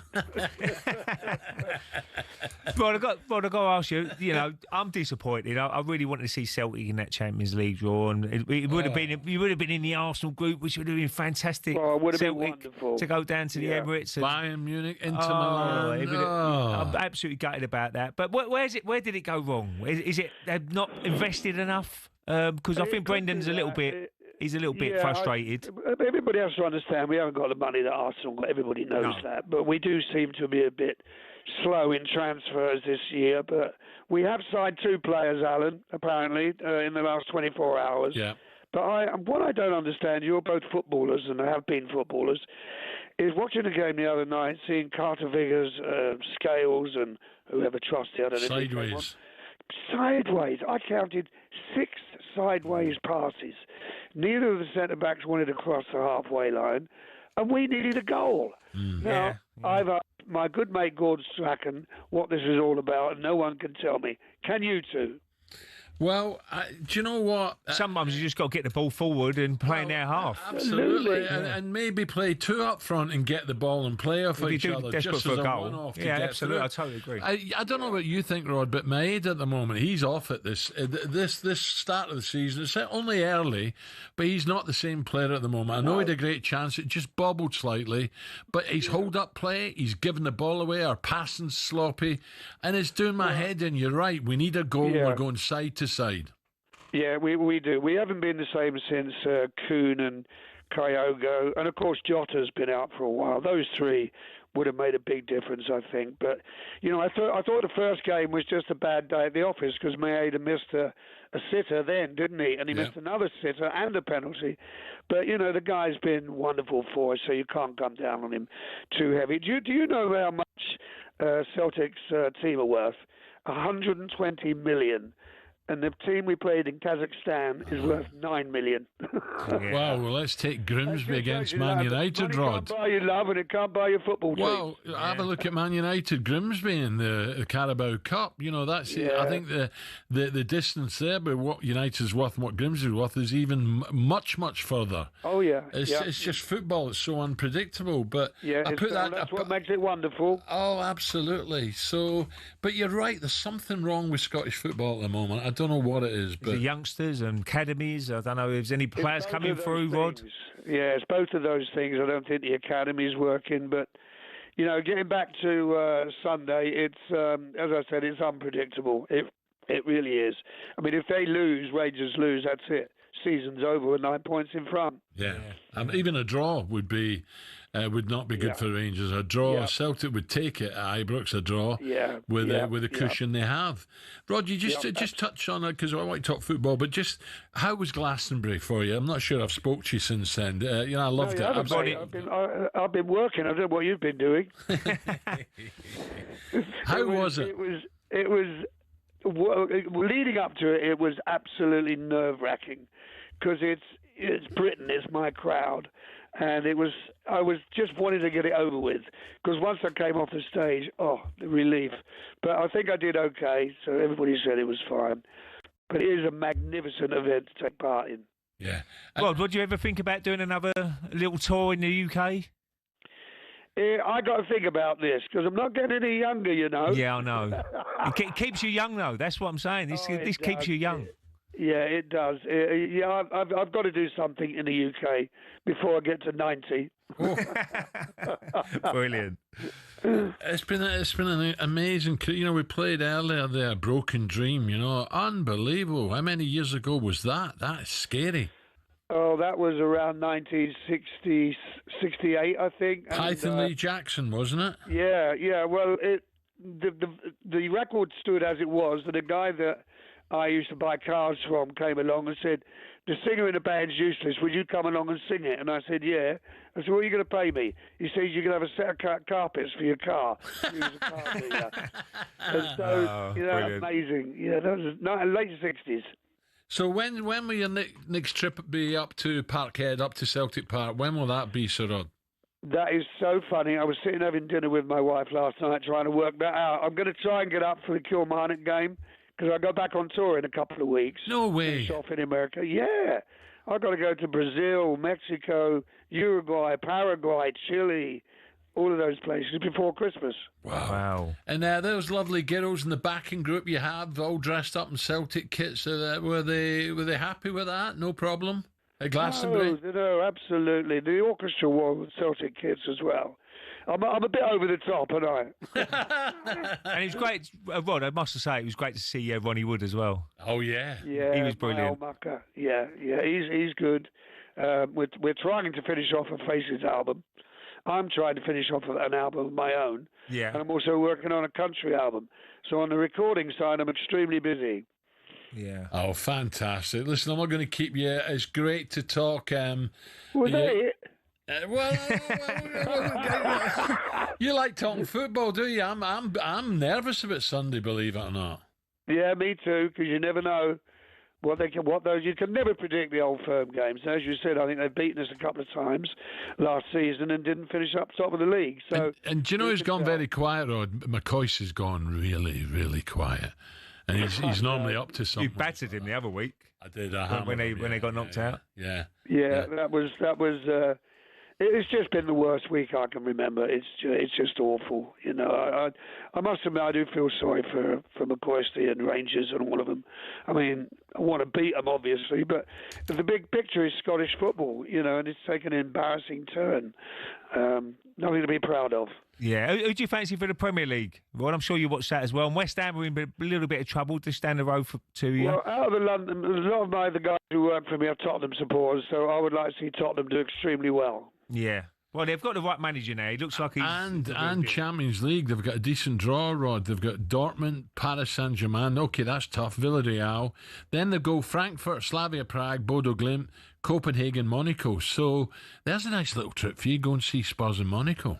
Royalty and loyalty is very important. And Rod, just on Brendan, you know, you could see the disappointment in Brendan's face, the home game at Parkhead and away over in Kazakhstan. You think Brendan's going to hang about? I just got the feeling he looks so disappointed that I've not backed him. I know he's got 2 new players in, but I think he wanted that at the start of the season, didn't he, for the Champions League run? Of course he did. I think the board up at Celtic thought, well, if we beat this lot from Kazakhstan, we're in the money and we don't need to spend our own money. And it all backfired. I don't think Brennan will leave like he did the last time, halfway through the season or whatever. He'll see it out. But he's done his 3 years now, so I don't know if he'll re-sign for us. But there you go. It's all up in the air, mate. Just one quick one on Newcastle. Look, this Isak is driving them mad. Newcastle played so well against Liverpool with 10 men coming back to 2-2. What a game. But where do you stand with Isak, Rod? I'm so disappointed that he's holding out, but that's the modern game now, isn't it? Yeah, I've got to be honest with you, mate. I watch the Premiership. I'm not terribly interested. I don't really know the ins and outs, but he sounds like he's a bit of a scoundrel to me. Yeah. Well, he signed a contract and he's, going against his word, really. And Arsenal's got a big chance this year, Ray, haven't they? Yeah, Arsenal got a chance. They've brought some good players in. And obviously, this is a test of the weekend, Arsenal-Liverpool. At Anfield. Yeah, that's the big one of the weekend, Rod. So you'll be watching Celtic, hopefully, maybe beat Rangers, and then you might hopefully see Arsenal beat Liverpool. Oh, yes, I shall be watching. I've got to go and see my boy play in the morning for his the young hoops, and then I shall be coming back, watch the football all day. Brilliant. I love a Sunday, watch the football, down the pub, Sunday dinner. Lovely. Sounds good to me. Rod, great to talk again. Thank you. Good luck on your tour. Cheers, Rod. You before. Yeah, brilliant. Top man. Thank you. Goodbye. Bye.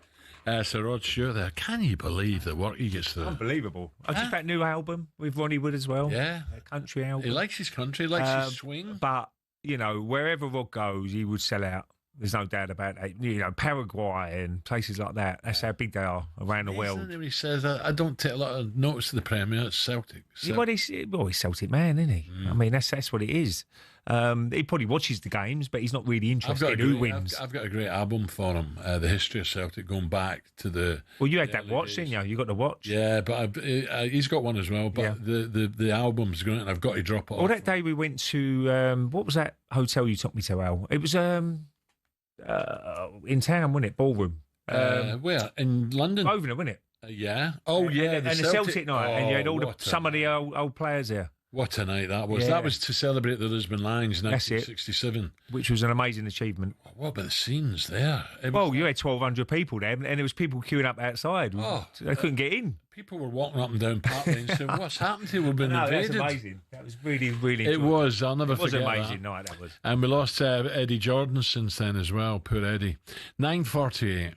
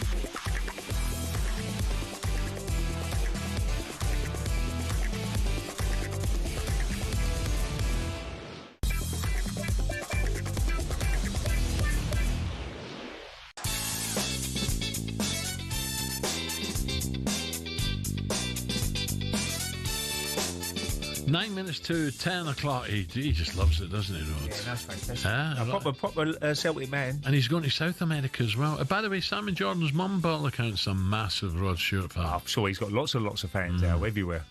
But he's down the energy. I was right there. It keeps him young, probably. Yeah, keeps him lively. Keeps his. Oh, he's still out there. And if you're still writing songs and all that sort of stuff, that keeps your brain moving. Yeah, so it's fantastic. And still dresses brilliant, doesn't he? Yeah. You know, he's got his own style. He's not that far from us, really, is he? Where I live. No, he's not. And he uses his local local pubs and all that. You know, he's not. You know, it's not always London West End.